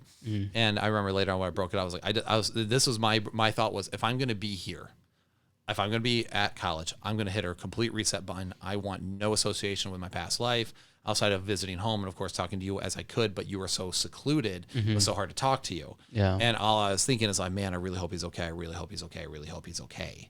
And when I came home, and that's when, and I remember when I came home, it was this weird, like, I literally cannot handle it. Like, it was this weird, like, oh, I forgot how hard this was, because in my brain I had checked out. And that's when I started really emulating those toxic behaviors even more. Yeah. And that's when like I said, then you and I started butting heads. And then that's when you and I, like I said, there's that one time I was like, do you care about me anymore? Like, what the heck? Because you were like, so like you had reached a point because you're on your own. And if hindsight 2020, I should have recognized he was on his own. He had to survive, which means he became hardened in order to do so. Yeah. And so when I was seeing you acting hardened even toward me, I took it personally. Yeah. And I was like, what the crap, David? So you don't even care about me anymore? And you're like, no. And you were just, of course, just being a jerk, because you're just like, I'm going to be as much of a prick right now as possible to make a point. And then I was like, ugh, and I snapped and I attacked you. And then that's when the hole in the wall happened. Yeah. And then that's when, like, you kind of set in, like, in my mind, like, okay, you're the enemy. Right. Like, like, do you remember that time where I... where I said, because one of the things is tattoos. Tattoos were like, that was hilarious. Tattoos were like a no-go. Right. You couldn't get piercings or tattoos. They're like one of the things that you do not do. Of the devil. And one of the things I knew about you is that you got a tattoo when you were at college. One of the most strict colleges possible. Sneaked out with my friend and got tattoos. Yeah. So I'm over there trying to like reason with you. Mom's yelling at you, and then you go, you think William's so perfect? Go look at his right shoulder blade. And then you were then like, I walked away. And you're like, peace. Just left. And I remember when you did that, I was like, dang, well played. Like I remember being downstairs and I heard her go, William, what's on your right shoulder blade? And I remember thinking to myself, dang, well played, David. Like, I even remember, like, I was mad, but I was also just like, okay, all right, David can play back. So it was just weird. And then that's when, of course, I went back to college. And at this point, I was like, I'm done being this way. I cannot do this anymore. Yeah. And I knew that you and I were on rocky steps, but you and I reconnected over time because you moved out. Yeah. Do you remember when the first time was? Do you? No, I don't. I have no idea. Actually, I think I remember one of the first times we hung out was when you were doing your internship at Door. Yeah. Yeah. And then I stayed the weekend or night with you. And then we really reconnected, and we basically realized that you and I were both like, yeah, I was crappy, and you're like, yeah, I was crappy too, and I'm like, well. Cheers. And this is one of the things that bothers me too nowadays, like, because when people think of somebody who has wronged them, oh, my brother did this when we were in high school. I'm like, dude, it was high school, bro. Yeah. That was middle school. Or you know what? If you were raised in a toxic home and your siblings are toxic, well, it's because everyone's toxic in those environments. Well, and it's the whole idea too that like people don't change, like people can't change. Right. And then also look at yourself. Like, have you ever messed up? Well, yeah. Okay, then why do you have the arrogance to sit there and think that somebody else can't change if you think you can? And if you don't think anyone can change, What's the point of any of it? I'd say the worst thing that ever happened between you and I was the fact that you choked me out. But hands of steel. But I still but the thing is like, are we going to let that define our relationship for the rest of our lives? Right.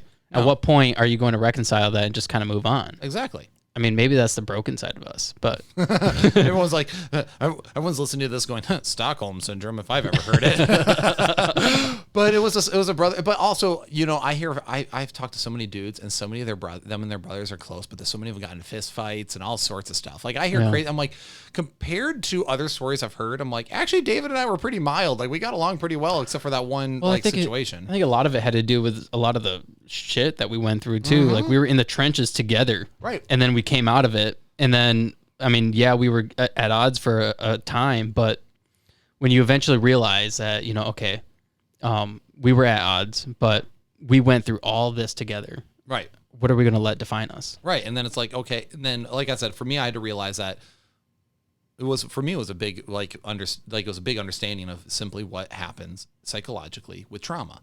And when you do the studies, when you look at it, I'm a big fan of Dr. Jordan B. Peterson. And when he talks about it too, it changes your brain. Like trauma changes your brain. It changes who you are as a person. Like literally, like they do like brain studies, and your brain is different. It even develops differently. Children who experience trauma at young ages actually have literal brain damage that's done to them. It's insane. And so when you're like, oh my gosh, that's that. You start realizing that I'm emulating behaviors. I'm become, and then that's where a lot of people, and this is where things go wrong. Where a lot of people they start emulating behaviors, and there's really only one of three ways you can go. You can become complacent and just go whatever it is, what it is, and just stop trying toward anything. You can become the very thing that you hate. Yeah. Or which you and I both were emulating that a little bit to one degree or other, and then or you can do something about it. Yeah. You know, and the way I looked at it was, okay, if dad has been through all this abuse, you've been through all this abuse, we've all been through abuse, and then it's like you look back in the family chain, you just find more and more of it. Who's going to be the chain breaker? Well, the cycle stops with me. You know, and that was a thing I had to have. I was like, okay, well, cycle stops with me. So I started my life all over again, essentially, in my mind. Like I tell Callie regularly that I feel like my life didn't really, truly, normally, fully start until she was in my life. And that was my reset button, where I'm like, all right, from here on out, things are different. And it was one of the healthiest things for me. But it also meant like a lot of soul searching, because then you had to redefine who you are. Not everything was a fight. And that was one of my biggest problems. Something would happen, and I'm like, instantly want to go into fight mode. And then sometimes it was like, whoa, man. Yeah. Why are you acting like that? Right. And people just be like, dude, chill. Yeah. And so I had to start asking myself when situations would come up. I remember there was plenty of times I sat up late contemplating a situation I was in. How do I want to handle this? What's the right way to handle this? And, you know, and maybe a lot of people have done that, but it's one of those like when you were always having, because for us it was always impulsive. We had to act now. You don't have time to think. You have to think and act now on an impulse. Otherwise, it could change everything. You know, things could really go poorly in our home if you don't. So you had to become reactive. So then I was trying to become proactive after this. Like, how do I want to handle all these situations? So then I started, and that's, I guess, where my faith in Christianity and everything really started changing and molding, because I had to start re-inspecting everything we were taught. Because my thing was like, if Christianity is not true, it's trash, and I don't want to follow it. That was my thing, right? Like, I don't want to believe it. Like, I don't want to believe something that's wrong. Or at least something I'm not justified in thinking is right. So do you remember the exact moment when you had that thought? You're like, okay, if it's not something that is true and I don't want to follow it, do you remember the exact thought or the exact thing that you read or studied that made you think otherwise? It wasn't really a singular thing. It was multiple. So what happened was I was at Bible college, and I was, you know, because I wanted to be a pastor. And Callie and I, my wife and I, we ran into this huge situation at the school because the school's crazy. And what school was it? Crown College of the Bible in Powell, Tennessee. At me, Clarence Sexton. Hi, Dr. Evans. He's come at you before, right? We came after him, but no, I'm definitely still talked about on campus. Like I'm literally he who will not be named. I'm like Voldemort on campus. I'm not even kidding. So I went to. You're the bearded like heathen, right? Yeah. Oh, for sure. Well, it was one of the funniest things. Actually, I went at Andrew's wedding. My best friend Andrew. He's from Northern Ireland. He's got the accent and everything. And, I love Andrew. Andrew's awesome. He should do this podcast. Actually, what Andrew was at church this morning with me, and he goes, "You're going to your brother's side?" He's like, "Yeah." I was like, "Come on, let me come with you." And I was like, "We're gonna have to do that. We'll have to do that. It'll be. We fun. will have to do that, dude. That'd be so much fun. fun. Oh, he's hilarious. Can you imagine having him drunk on the podcast? Oh, it'd be so. We could even do it on yours. I don't care. That'd be fun. That'd be fun. He's actually, yours is better for 3 people than mine. So okay. But Andrew, we as at his wedding, and there was a guy there that was one of the groomsmen, or was he not sure? It doesn't matter. And he goes, and I'm there, and I'm like, oh hey, yeah, so you must be so and so. Andrew told me about you. He's like, yeah. He's like, who are you? And I was like, oh, I'm Will. And he goes, you are Will Hess? And I'm like, yeah. He goes, so I heard about you. I'm like, oh, what have you heard? And so, because if anyone knows, Bible colleges can be very strict. Not all of them, but I went to a Baptist one. Explain how strict, because a lot of my listener base probably doesn't understand. Oh boy. So okay, girls had to go everywhere in 3s, lest they be raped or meet up with a boy and have sex. You could not hold the hand of a girl, for example. You could not kiss a girl or hug a girl. And there was like limitations on campus, right? Yep. Like men could go. Yeah. Well, men and women were allowed in certain parts. There are certain parts that were not co-ed at all. There was also like dress code. Like I had to go to class every single day with an iron shirt and a tie. And days where there was chapel, I had to wear a jacket. Didn't you get in trouble for having your head bald? Yeah. I shaved my head. It was an accident. It was a whole thing where I was trying to trim my ears and it went badly, and I just was like, screw it, I'm just taking it all off. And then I got in trouble because apparently we weren't allowed to have buzz cuts. We had to. Why not? They think it's worldly, apparently. So I guess if you're bald, you're screwed. Why is it associated with like biker gangs or what? I have no dude. Half their rules I couldn't make sense of. Okay, I was like, but I was told that these were the good schools and all other schools were horrible, liberal, evil schools, and which is funny because actually all those schools like Liberty University, I'm like, they're a conservative school, dude. Like they're not liberal at all. And actually some of the top New Testament scholars and people are there. Like, what are you talking about? But anyway, that's what happens when you're raised in propaganda. Okay, look, guys, they did not educate us well. So what ended up happening was, what happens, that me and Callie got in trouble for, off-campus dating alone. And of course, if you meet with a girl at Starbucks, you're clearly having sex with her on the table. That was kind of their idea of it all. So, and they called like her very strict parents, and they put me basically at odds with my future in-laws, because they were like, oh my gosh, Will's like, because they painted me as, they literally told her parents that, well, she's been hanging out with this rebellious kid at school, and we can, quote, no longer guarantee your daughter's purity. Ooh. Meaning her virginity. And it's like, I didn't realize that was the school's thing to guarantee. Like, if you send your kids here, we keep their V cards. Like, yeah, turn them in. Put them in the basket. Like, we'll pass them back to you at the end of the semester. Right. And I'm like, how does that even work? So it was this whole thing where I was trying to figure it out. And so what happened is I was fed up. I was honestly fed up, because I was like, you know what? My church is nothing but hypocrites, right? We're being abused, and all of us are abused and put down, and the church just turns a blind eye. But then you and I show up to church and they know we're being abused. And oh my gosh, you make one smart comment and, well, David's a rebellious teenager. Oh, William's a rebellious teenager. And we just had this bad label on us amongst our peers, because we were also homeschooled. Yeah. So we weren't, our only peers were church kids. And we had this horrible label on us. So it's like, okay, so my friends back then basically all betrayed me. The leadership didn't care about me. And, yeah, I need that. Yeah, you're good. And, and then I go to Bible college, and they're just as crazy. And I was like, you know what? Christians are just stupid and insane, and I don't want to be one if it's wrong. So what ends up happening is I kind of have like this big introspection where I start looking into things that they taught me. I started realizing a lot of the framework they taught us, like music and even swear words, like all this stuff is not even biblical. None of it. Yeah. Drinking. Like, it's like Jesus turns water into wine, and we're like, nah, that's gotta be grape juice. Whenever the Bible says wine and it's good, it's grape juice. Whenever it says wine and it's bad, it's alcohol. Okay. I'm like, I don't know how you square that circle, but okay. Where did that change? Like in history? Yeah. Oh, it was during the teetotaler movement, like where like they made it illegal to drink in America. Yeah, and that all the fundamentalists got on board with it because alcoholism was rampant. Yeah, and so the church was like, yeah, alcohol is bad. There's all these alcoholic fathers, it's bad. So they threw the whole baby out with the bathwater instead of going like, maybe your self-control is a problem. Wow. So they literally changed the way they teach the Bible. Yeah, exactly. Whoa. Yeah. This is weird. I'm not used to being with somebody who has such similar mannerisms with me. And so what ends up happening is I start inspecting. I just start going through everything. And one of the biggest, so I started going through like, all right, what are good reasons to believe in God? Because the way I look at it is this: if you don't have good reasons to believe in God, you definitely don't have good reasons to be a Christian. That's why I was looking at it. So I started like going around on atheist channels, reading atheists. What do atheists have to say? And you're going through this with an open mind. Absolutely. Absolutely. I didn't want to give up my Christianity because I hate being wrong. But at the same time, I was like, dude, I'm going to just do what's right. And so one of the arguments, for example, that came to mind was C.S. Lewis actually brings it up. And it's a very popular argument for God. So it is the moral argument, which is if God doesn't exist, no absolute morals or duties exist. But if God does exist, absolute moral values and duties do exist. And some people might be like, what do you mean by that? Well, think about it. If you're a space accident, we're just an accident. This all just happened on its own, right?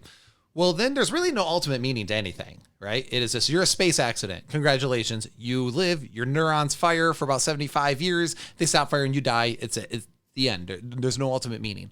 But also there's no ultimate meaning. There's no ultimate morality.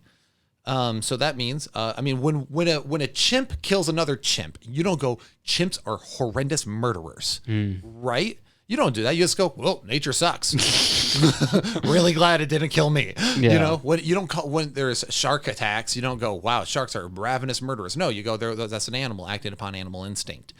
So what makes humans different? Well, we're more cognizant. We have more, we have moral framework. We actually create order. We have language. We have culture and values.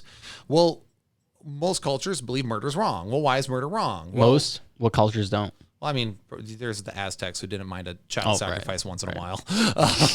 But still, for the most part, like even in Aztecs, if you killed somebody in cold blood, there'd probably be repercussions. So I started realizing it's like, well, if God does exist, that means absolute moral values exist. And this is actually, as an abuse survivor, as yourself too, that was a big deal to me. Because like, well, that means all those things never would have happened. That happened to me would have just didn't matter, right? There's no ultimate meaning to them. There's no ultimate judgment for them. There's no right or wrong to them. It's just, well, that parent happened to be more quote unquote harsh, but then how do you even measure harsh? Because that could just be him just being mom and dad being strong parenting.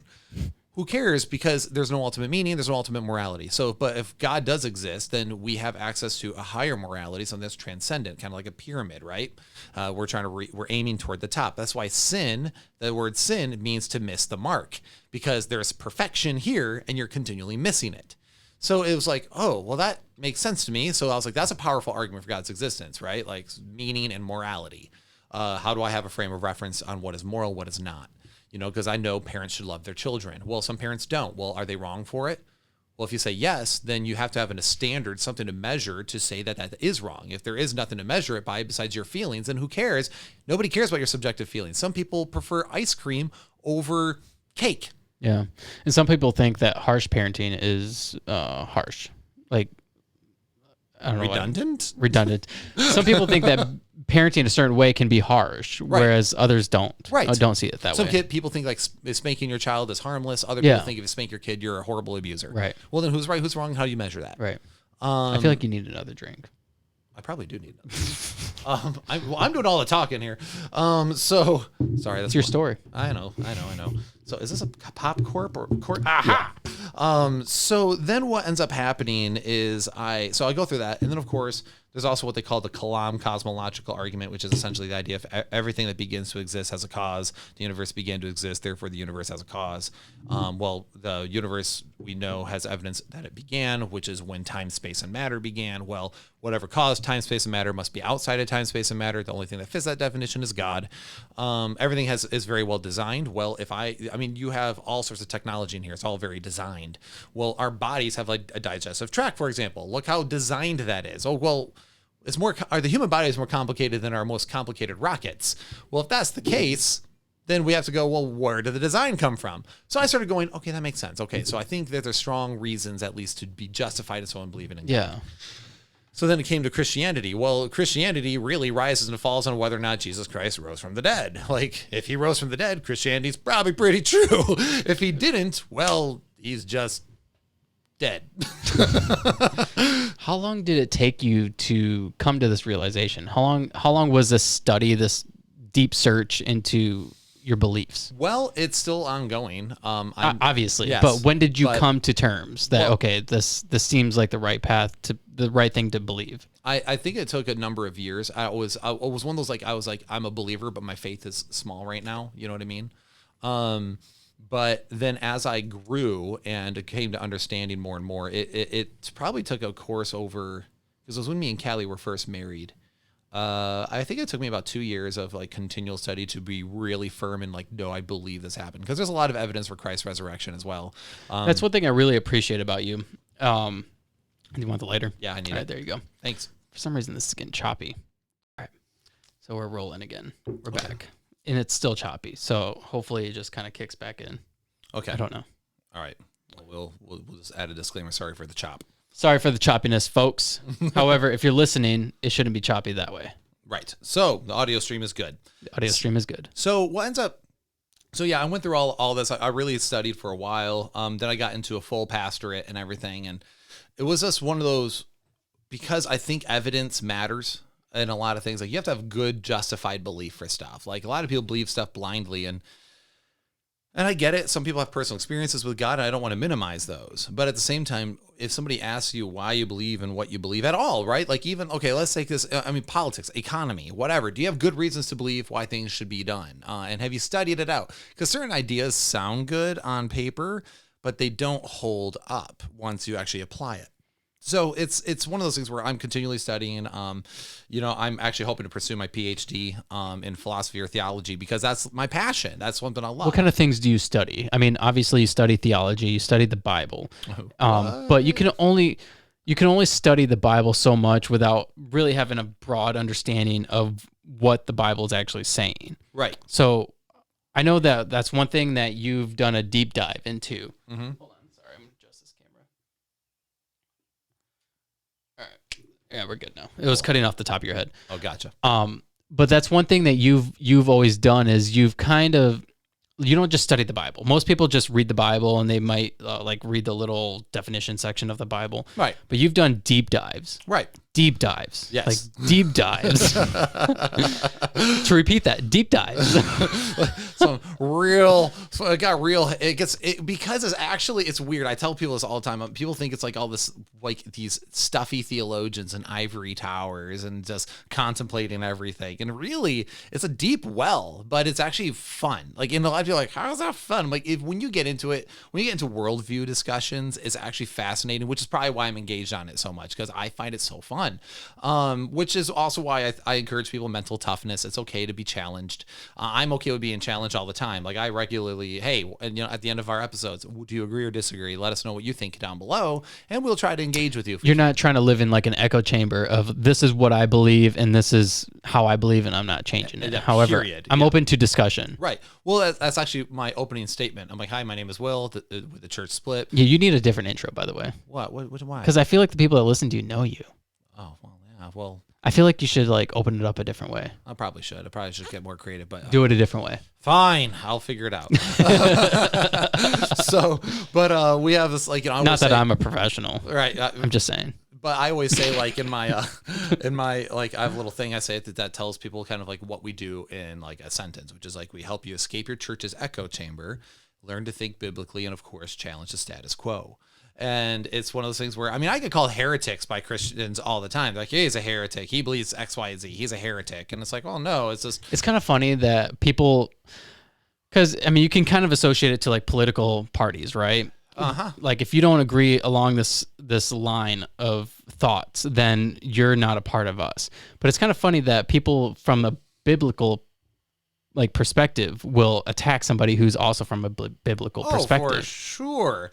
I'm not going to lie. He's a heretic. I'm very careful on saying the word heretic on the program, because heretic is usually a cancel word.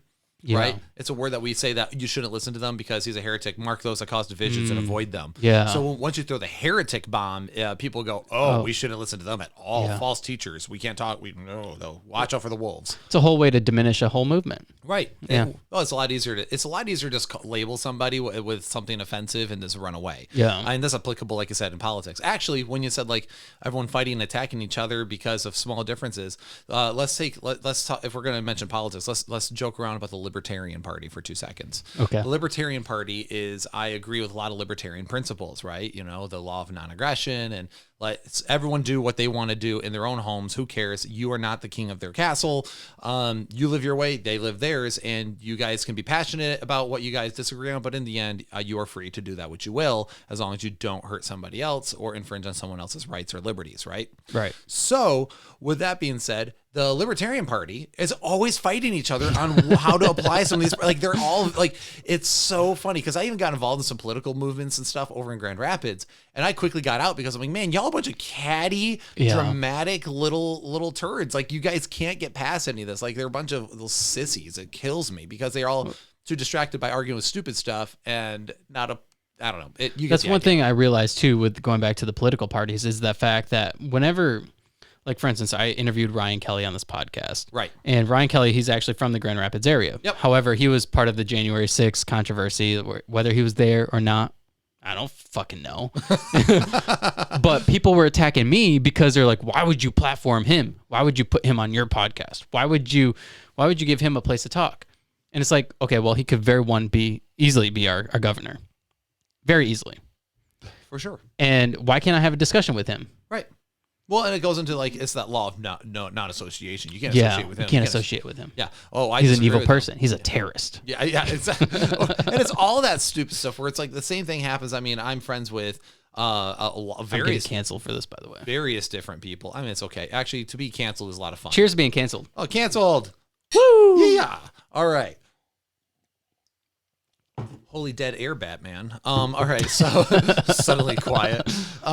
So when it comes down to it, it came for me. It was this whole full circle, like now we can jokingly say literally a come to Jesus moment. And it was like, okay, no, this is real. This is true. And I have really, I think, good reasons to believe it. Now what I need to do is realize that I need to challenge Christians to do this more. And what's funny is I found this entire world of people that do this in Christianity, and it's not in mainstream. Do you think they're shunned or that they're kind of swept under the rug? I think it's more of it doesn't fit usually as mainstream. There's what they call as apologetics, which comes from the Greek word apologia, which means to defend the faith. So when when like Peter says, be ready to make a defense, he's saying be ready to make an apologia for the hope that is within you. And so I got involved in the apologetics community and realized, dude, there's like Christopher Hitchens and Dr. William Lane Craig debated this with the existence of God ages ago. It's a really good debate. You should listen to it. It's like 2.5 hours, but it's a great time. Send it to me. I will. It's really great. Christopher Hitchens is a really good rhetorician. Like, he's really known for and he's the atheist, and he's very known for good, clear, cohesive thought. And he's very good orator. He's a good speaker. That's one thing I really appreciate about people like that, or even like you, like listening to opposing views. Right. It's important. It's important for anything. Absolutely. And that goes back to politics. If you don't agree with someone, the best way to counteract them and to have a better argument is to fucking listen to them. Right. Literally. Right. Well, you have to, because if you don't listen to them, you don't know what their argument is, so you don't know how to counter anything. Exactly. And how do you make up your own decision from there in your own mind? Is that, okay, all right, that's what they believe. Okay, this is what I believe. How can I come to a mutual understanding? Right. Well, and that's for me where it's like, okay, well, I need to hear my opposing viewpoints. I'm not afraid of opposing viewpoints, because if I'm wrong, I go, thank you for showing me the truth. It doesn't mean I'm going to go down without swinging. I'm going to argue you to the floor because I want to see. Because that's what you know. Right. Well, right. But also I want to, if you can counter every single one of my points that I have to argue against you, now you actually have an argument, because I go, you might have a point here because you actually were able to counter every single thing I said. Now that you countered everything I said, now I got to go home and think about it, right? I might not change my mind on the spot, but I have to hear the other side. If I don't, then all I'm doing is I'm ensuring more echo chambers. I'm ensuring more polarization, and I don't want that. Yeah. And I'm not saying, so our program, by the way, if anyone knows, I mean, if you can you're probably telling the temperature of the room already. We're sassy. I mean, we're there's a lot of sarcasm in the room, and we definitely have positions. It doesn't mean we're not willing to be challenged on those, though. In fact, it's actually funny. There's like positions I changed on the program throughout the period of time. But that's cool and that's respectable, because people can go back and see the way you thought about something previously and then be like, oh, okay, I see where he changed. I see how he changed his mind and what he studied in order to get to this point. Right. And That's important. That's one thing that people don't talk about in mainstream is like how, because like once you're labeled something, then you're always that. Yeah. You're always that. And I don't need to be that. I can be whatever I need, whatever I think is true. I'm going to change and be. It's important. Yeah, which means I have to. But what? It's important as a human being. Absolutely, and that's why everyone should practice it. You know what? If like, it's actually one of the things we joke around in the Christian community and the theology community. There's a group of people called Reformed or Calvinists. Anyone who knows me knows I'm not a Calvinist. I'm not Reformed. They have a whole thing. The long and short of it is that they believe that mankind is born evil. And they're so evil, their hearts are against God, and they can never choose God. They have no free will. And so God has to choose them. So he chooses some to salvation and some to damnation for his own glory. That would suck if you wanted to be chose and you weren't chose. Yeah, you're telling me. Clearly, I don't believe it's true. But it's funny because there's actually this running gag. One of their leading, I've actually had him on, one of their leading like voices is Dr. James White. Now, Dr. James White does great work in textual issues like the history of the Bible manuscript traditions and all that. But then when he gets to his theology, it's like these weird blinders come on and he just becomes like a robot and just says what John Calvin from back in the Reformation says. Now, but what's funny is I read his book called The Potter's Freedom. That's supposed to defend that position of God chooses us, some to salvation, some to damnation. And I read his book and he was arguing against Arminians, who are the people who believe, like from the Reformation or post-Reformation, really, that we have a free will and we can choose God. And so, if that's the case, then you would expect that there would be a ton of Arminians quoted, right? I mean, if you're going to rebut a position, you would assume. You would assume. Yeah. He quotes one. And I was reading this book. I was like, "What? Like, do you even read other? Why was there only one? Because apparently he thought he knew their position enough to where he didn't have to represent them. Did you ask him about it? No, because when we had him on his program, I hadn't read his book, and he told me if I read his book, he would come back on the program to talk about it. You read his book, obviously. I read his book. Did he come back on? No, because because me and my friend David Paulman, we did a review of the book afterwards because he's an Arminian. Oh boy. And he was like, "So what do you think of that book?" I'm like, "It's bad. This book is trash," which I was surprised because I was like, I mean, I'm not a big fan of James White and some of the way he behaves and acts, but I mean, I've known his books to at least be pretty decent, but this book is horrible. And he's like, "Want to do a review series on it?" Oh boy. And I was like, "Oh yeah, let's do a review series on it." So we did. And how big is this guy? Dr. White? Mm-hmm. He's a world-renowned theologian and apologist. Like he travels the world. Most people in the Christian community know his name. So he's a part of the apologist movement? Yeah, yeah. Would it be a movement? Would it be right to say that? Maybe. I don't know. Yeah, maybe a group? movement, maybe a group. Yeah. But he's not. He's part of. Okay, now. But he's a Calvinist. Yes. Okay. So Calvinists can also be a part of that. Yes, actually, there's quite a few of them. And Okay. There's a lot of them actually. Okay. And there's one French dude. I'm not going to say his name because I always butcher it. Actually, one of my favorite theologians in many ways, Chris Date. He's a Calvinist, much to my chagrin, because he's right in so many areas. And then when it comes to the Calvinism, I'm like, one of these days, I'm praying for him. He'll get there. He's a really good sport about it, though. So if you give him like crap for it, he'll laugh, and he's a good. And you've talked to him. Yeah, we engage.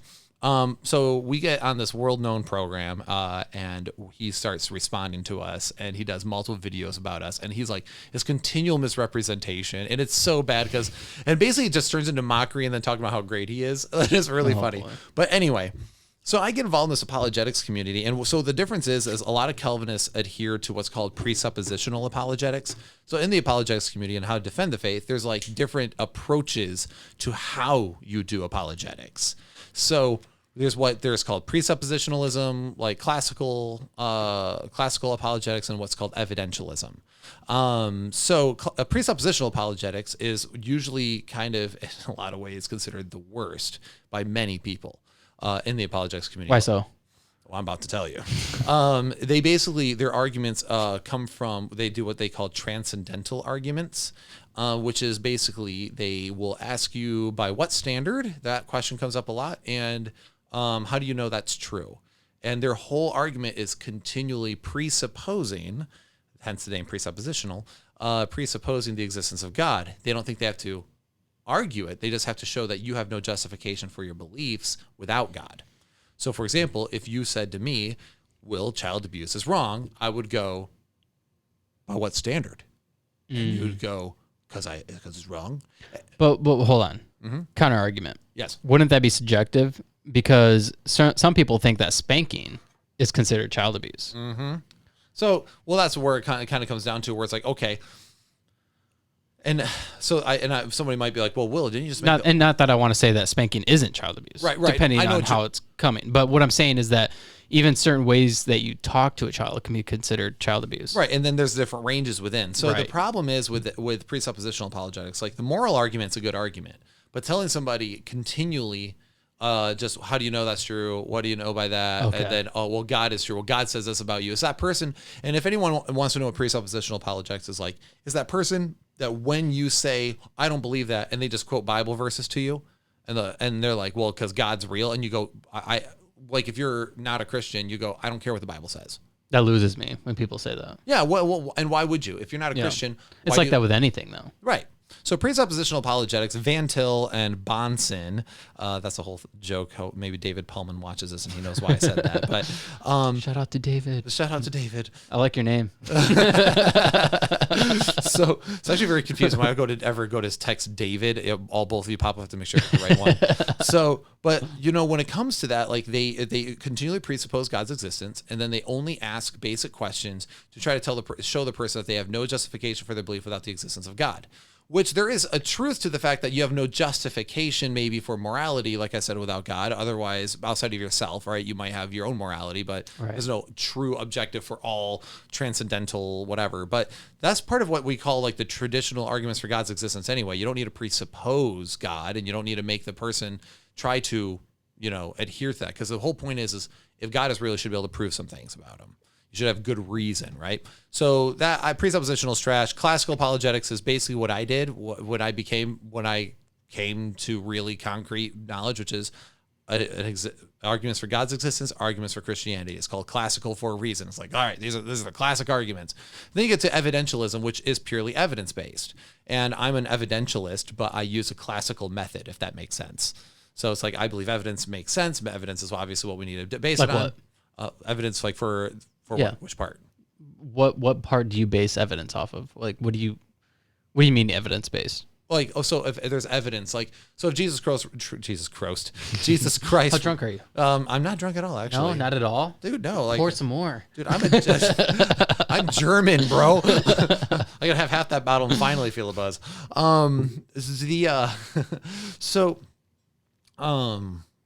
Evidence. Like, so for example, if Jesus Christ rose from the dead, we should have good evidence for such.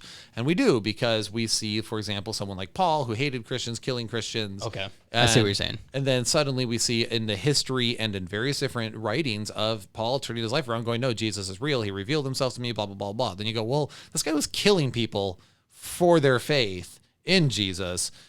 And now he's like, no, I'm one of them. You're like, what would cause a very dedicated person to completely change their life? Yeah. You have Jesus's family who thought he was absolutely insane. Like, they're like, Jesus is crazy. Like, that guy is nuts. He thinks he's Messiah. What a psychopath. And then turns around, and now then later on his brother ends up professing faith that he rose. So there's a lot of, and we can keep, there's a lot of things. There's a great book. There's quite a few great books, actually. I was going to say, do you study anything other than the Bible when it comes to history like that? Well, I have a weird obsession with the Bible, so I do study other history. Yeah. But most of it deals with church history and the first century and Judaism and ancient Israel. Like what books do you read? Well, there's a great book actually for like New Testament studies in general. That's a great overview by N.T. Wright and Bird called The New Testament in Its World. It's like that fat. Jeez. Yeah, it took me a while to get through it. That book is fantastic. There's also, like, by Dr. Lydia McGrew, Eye of the Beholder, also The Mirror and the Mask. There's a great book I'm reading right now, and I meant to bring it in so I could just be like, oh, you should check this out. It's called The Evidential Argument from Evil, and all it does is it talks about what we call the problem of evil, or the POE, which is why is there evil and suffering in the world? So it's essays by atheists and Christians and theists all trying to round the circle of why is there suffering in the world. And it's a very technical book. What's the point of it? To see if someone has good reason to believe in God even though evil exists. And so atheists, of course, in the book are saying, well, if there is all this evil and suffering in the world, there's probably a good reason that a perfectly good and omniscient God doesn't exist. And then you have Christians who are using evil in the book to show that God does exist, because maybe free will, or maybe there's maybe there's certain goods that couldn't have taken place without evil being possible. I think that's important to know, because I think that a lot of good things come from struggle and from abuse and trauma. Like, it's not necessarily good. And this goes back to a whole victim's mentality, right? When you go through things, it's undeniable that you can, one, either become a better person from it, or you can let it define who you are for the rest of your life. Absolutely. And no, and that's actually a big thing for me, where I'm like, okay, well, I look back at our suffering that we went through, and would I take any of that back? Well, did I enjoy it? No. Do you think it made you a better person? But absolutely made me a better person, and made me understand things at a deeper level. Yeah. Me and my friend Dan talk about this a lot, and he was like front lines, multiple tours in Iraq kind of guy, and I don't want to tell his story. You should get in touch with him. I should. Hook me up. But I mean, him and I talked about this. When you've stared actually in the face of evil, like you've seen evil. Now, a lot of people feel like certain people have had wonderful lives and they've seen very little evil, and they've seen like mild evil where, it's like, oh, that was wrong, but it's okay. Like it didn't. But when you face evil at its root, like you see it completely reveal its face, and you see how horrible and horrendous it is, it changes you. It changes you. It can help shape you, Yeah. And it's like, okay, are you going to learn from that? How can you shape that? So I think honestly, this is what we call a soul building theodicy. Theodicy is like a theological way of maybe defending something, of like a theological belief, a theological response to a problem, theodicy. And it's what we call a soul building theodicy, which is without evil and suffering, you wouldn't be able to build yourself up. That's the whole order into chaos. In fact, Genesis 1 talks about that. In the beginning, God created the heavens and the earth was without form and void, and the Spirit was over the face of the deep. This idea of deep and the void, things like this in Hebrew actually have a very negative connotation, almost like a chaos. And God then says, "Let there be light," and He starts bringing order into the chaos. And it's a deep and profound thought when you think about it. When you have nothing but chaos in your life, speaking now metaphorically, order into it. Like, how do I bring order into my chaotic life? I have nothing but chaos. Well, now I have to bring order to it. Well, now that you've done that, you've seen the chaos and how horrible it is. Now you have to have that chaos under control, which also goes into even being a fighter. You and I both were fighters back in the day, especially. But now when chaos happens in your home, you have no problem. If somebody were to threaten your family, you would instantly turn on I know how to fight, and I know how to face chaos. I'm not scared of it anymore. Or at least I'm scared, but I'm able to be courageous enough to overcome it. You had the experience. Right. And would that be possible if you didn't suffer? Right. If you didn't confront it ever? That's one thing I noticed with today's young people, is that the thing is like a lot of the things that we went through, I don't wish upon anybody. Same. I would never wish it upon anybody. But the thing is it's provided me to be a better person. It's caused me to have the experience to where, like you said, if something were to happen, I know how to kind of navigate through traumatic experiences. Right. Whereas like a lot of young people today fold instantaneously. Absolutely. They just give up. They give up. They quit.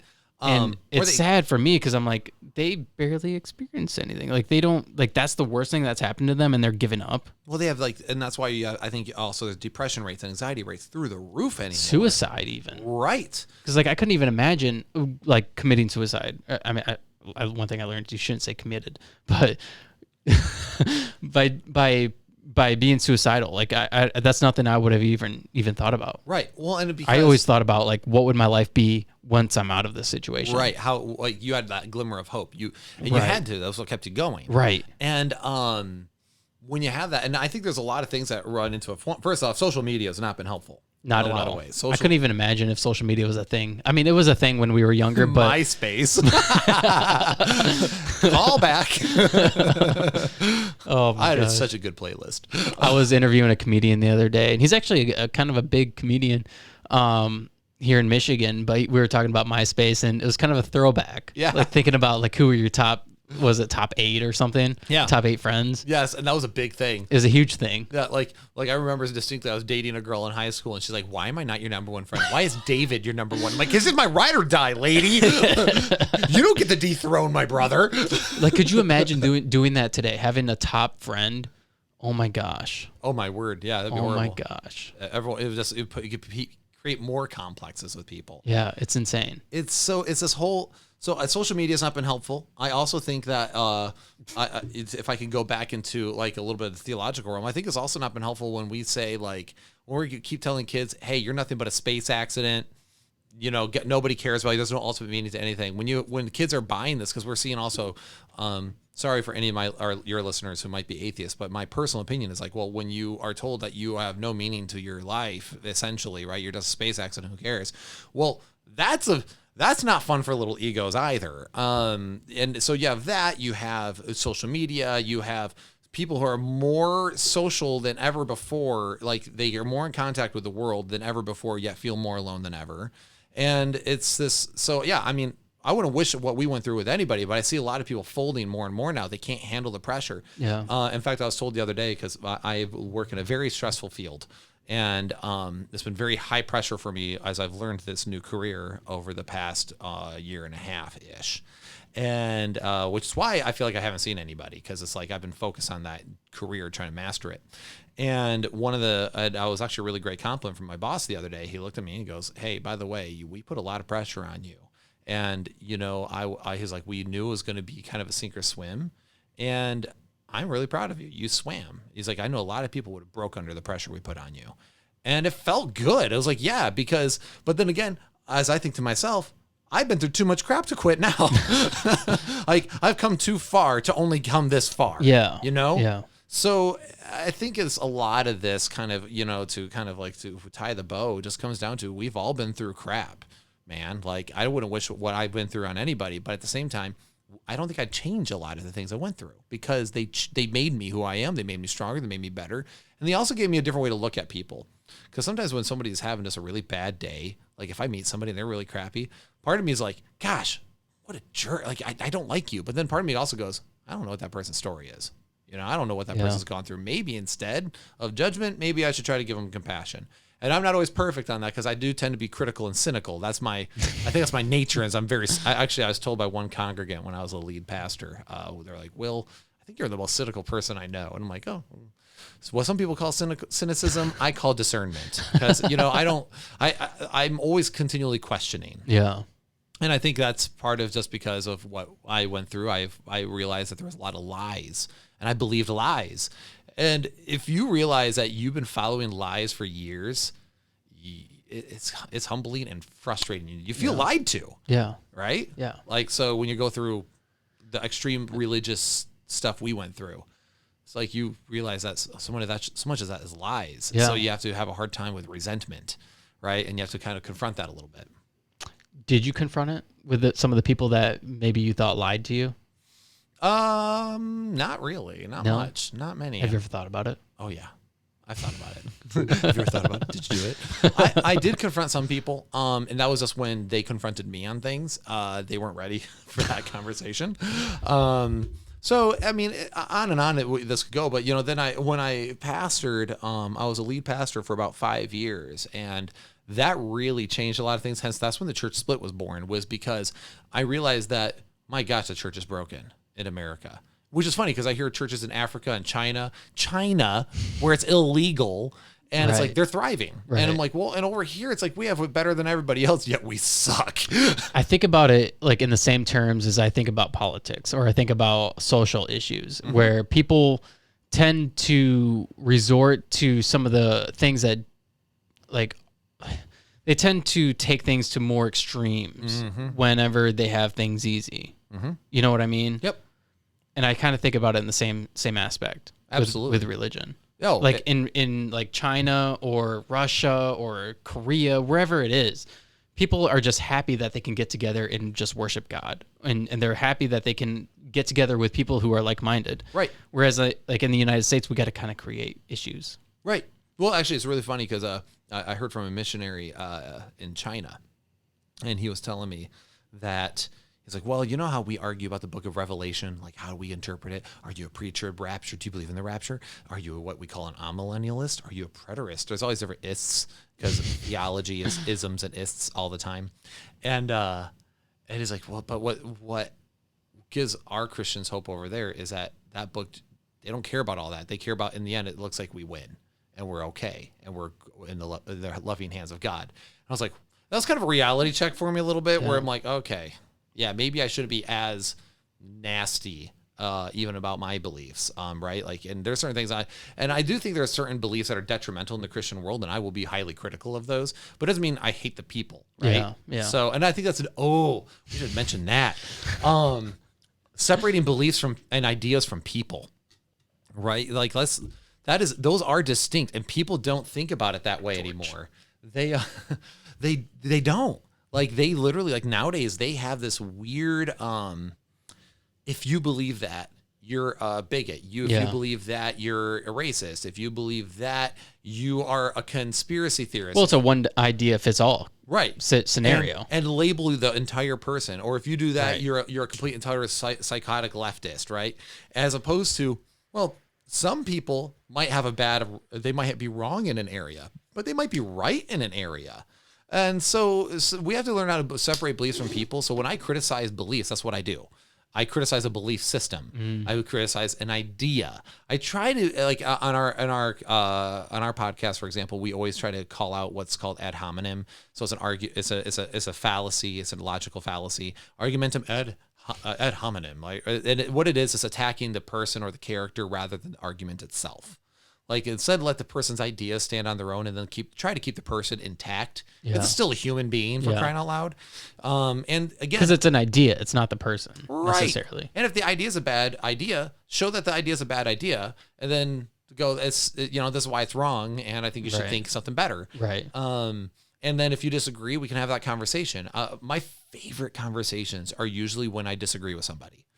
And it's not because I want to... I feel like you would love those kind of conversations. I thrive on them. Well, like, I took out one kid who was an atheist. We went out to lunch, and we just had but it was a really good conversation. And, it was just one of those, we went back and forth on various issues, and it was fascinating. And we walked away, hey man, we should do this again sometime. And it was just fun. Yeah. And it doesn't, having conversations, it doesn't. Well, and I think that's the problem. A lot of people try to have these conversations with people they don't agree with because they want to change their mind. Right. And it's like, you don't need to change that person's mind. Maybe all you need to do is plant a little seed. Like, okay, why is that person so friendly? Why is that person so open-minded? Okay, I'm going to read some of the things they're reading. Right. And see why they think the way they do. Right. And then, and then there's also this other issue, like, I don't want to say and the other thing to mention is, like, okay, ideas are not people, right? But then the other thing is, I think we should admit, though, that some ideas are better than others. Absolutely. That's a controversy nowadays. Yeah. We live in an age of what's called pluralism, which is essentially everything's true or nothing is true. Everything is permitted. All your ideas are equally valid. Mm-hmm. And I'm like, no, they're not. They're just not. Like, we look around certain cultures around the world, and I think most people in America would say it's wrong to, kill gay people, right? That's wrong. And, there's certain places where that happens. That's not okay. Is that idea just as valid as your... No, it's not as valid. Right. So now we need to talk about, why is that wrong, right?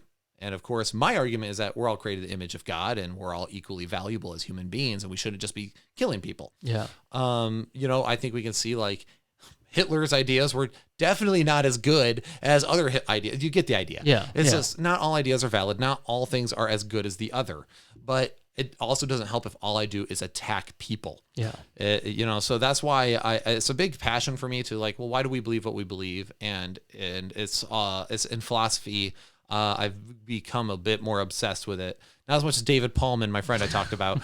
He's a big epistemology nerd, but epistemology, which is the study of knowledge. So basically, you spend your time thinking about thinking. But how do we come across knowledge, and how does that work? How does that interact with reality? It's really funny. But anyway. So what do you see coming from the church split? What is in your guys' future? What do you think is going to be in the near future for you guys? Well, I plan to... we're just gonna. People keep asking me too, like, are you think you're done soon? I'm like, no, dude. Why would you be done? Why would I be done? I'm just getting started. Yes, like, dude. I didn't build that studio just for me to stop in a couple of years, man. No, I see us our future going into. I want more worldview discussions. I want to talk more with atheists than before, because we've mostly been focused on the church. We are called the Church Split, and our little slogan underneath is "Uniting a Divided Body." And I've been accused sometimes of being too inclusive. Like, Will, you're just so inclusive to any other Christians. Like, you got to hold a line somewhere, man. But then I get accused of other people being too divisive. So, and that when you're hearing from people, you're too divisive, and you hear other people saying you're too inclusive, that's probably a good indication that you're towing the middle line pretty well, right? Yeah. Because you're not without principles, but you're also not trying to make mountains out of the molehills, right? So, and I think people could learn that in politics, even in your family life. Like, you probably know this, making mountains out of molehills in your family is not helpful. No. Right? There's probably things that Amanda does every single day that absolutely drives you crazy. I don't know. Okay. She probably has some tendencies that drive you crazy once in a while. I mean, I think we get along pretty well. Oh, dang. Well, okay. Yeah, well, there goes my example. Okay, your children. Children do things that drive you crazy. Absolutely. Okay, I get what you're saying. Okay. But it's like, just because that, doesn't necessarily negate everything else, right? So my whole thing is, I hope to get more in worldview discussions. We're doing more interviews here in the near future. I have a few doctors coming on. I like PhDs or PhD candidates that I'm going to be having on. But it's just this whole idea of, I want to continue the conversation amongst Christians, especially, and worldview conversations in the future with atheists and agnostics and other belief systems. But I first wanted to really take the time and I still have a ways to go on the Christian side. And I'll probably still dabble in and out of things, because I don't have. If people are like, oh, so what's your structure? I'm like, structure. I go, that topic sounds fun. Let's do that. Much like yourself. Yeah, I don't have any structure whatsoever. Yeah, that's kind of what makes it fun. At all. Right. No, that's what I wanted to do, though. Right. I just wanted to talk to people. Right. Well, and it's helpful, and you learn that way. Yeah. And so, that's the future for, I think, the Church Split, is just continuing. And we help people. We want to help people understand Christianity better. And if you're not a Christian, you can at least come and engage and hear me out. And, if you think what I say is garbage, that's cool. We'll have that conversation. We've had people on that, we actually had one girl on that she completely changed her life differently. She went from like a real progressive Christian, like a more leftist Christian, and she changed to be more Orthodox. And it was actually through continual emails with her back and forth, and she changed her mind on stuff. Now, whether you agree with her or disagree with her, you can't minimize her experience either on her, like, well, I think this actually is true. Yeah. So that's a big thing for me. Is like, I just want to keep cultivating. I want to keep challenging the church to be better, because we can be better. I think for too often the church probably just took what we had for granted. Like, oh, well, most everyone was Christian. Well, now we're seeing a shift in the culture of more and more people are not becoming that way. Well, now we have to ask why. Yeah, exactly. Like, why is that? So that's what I do. So I'm a notorious studier, but I think a lot of that also comes down to the fact that I think you and I didn't have a strong education, and I don't like not knowing things. And so I want to know things as best as possible, but also I'm never going to know everything. So I had to target my studies to a very niche thing, right? Well, it's important. It's important. Right. If you don't know something, study up on it. Right. Especially if you're curious. Absolutely. And then ask an expert, like ask a couple experts. Yeah. I mean, that's the whole point, like, of this podcast too, is like I've learned so much from talking to different people. Mm-hmm. Like, I've gotten an education essentially on so many different subjects. Mm-hmm. Yeah. Well, then you learn how, like, certain people think and stuff like that. And that's what's helped me too. Cause I've had people on I disagree with. I've had people on I did disagree with. I've actually basically had a debate on my program as well, where I had somebody on who said some crazy stuff, I thought, and so we like, battled it out. Here we go. Well, he was one of the IFB people. He thought alcohol was wrong. Women should only wear skirts, things like that. Geez. And so him and I went after it. It was a good time. I had a lot of fun with that one. I'm not sure if he did, but whatever. But point is, anyway, all this to say that, I think you can rise above your circumstances. And, I do. And as a person, I do think that there's a God out there that loves you. And I think that if you hold on to that hope, if you're going through something, that can really be helpful. But honestly, at the end of it all, I mean, to circle back to our story together, we have been through it all. So you're telling people, right? Like, this literally is called Rising Above Podcast, Like, Yeah. I don't know what more of a slogan you need, that the goal is to rise above your circumstances, Yeah. and not to be consumed by them. Yeah. Because I see that. I know people from back in the day that I see, and they're still mentally stuck. Yeah. And Well, we see that in so many people. I've seen that in so many people I've gone to school with, where they've gone through situations, and to me, it's like, okay, that's barely a situation. Like the things that we went through, I feel like we should be we should be in drugs, and we should be in jail, in and out of jail. We should have kids by so many different women. Like we have the perfect story to to just be a victim, right, essentially. Yep. But there's people out there who have less that have happened to them, and they're engulfed by it. Right. And that's the whole purpose of the Rising Above podcast, because you don't have to let that define you. You don't have to let that be who you are as a person. Right. Well, and because you can change. Yeah, exactly. Well, it's like, okay, so if I did that, for example, Dad. Let's take Dad for example. Like you and I mentioned, like, hey, he got complacent after a period of time. I mentioned that he was violent with me a few times, and if I wanted to just hang out and just keep Dad buried under what he did to me, I could, right? I could be like, oh, you're bitter, resentful, but also, Dad did the same. Dad went through the same thing with his parents, and actually, the thing, he went through things with his parents. Yeah, he had a relationship with them. Well, that was kind of an example where I got to know Grandma and Grandpa, and I didn't think that they were like these horrible, evil people. Yeah, I know they did horrible, terrible things. Yeah. Well, then it's like, well, okay, if I keep them under that, because the lie is that, well, these people only perpetually keep doing it. Mm-hmm. That's all they'll ever do. Yeah. Once abuser, always an abuser. And it's like, really? Like no one's ever changed. You can choose to change. Right. No, does that mean the probability is high? Absolutely. I mean, it's easier. It's easier. If you're a victim of it, it's easier to do it. Right. Oh, okay. I see what you're saying. So yeah, the probability rising above things like that is usually low. Yeah, it's pretty. A lot of people don't, because it takes a lot of work. Yeah. It's scary. You have to actively make a choice. Okay, do I want to cheat? Do I want to ruin the situation that I have? Right. Or do I want to repeat the situation that I grew up? I want to be that person. It's harder to make that choice. Right. Absolutely. Well, and also the scary part, and this is what I think I notice in study as well, and in my interactions with people, it comes down to people are scared to take the responsibility for their life.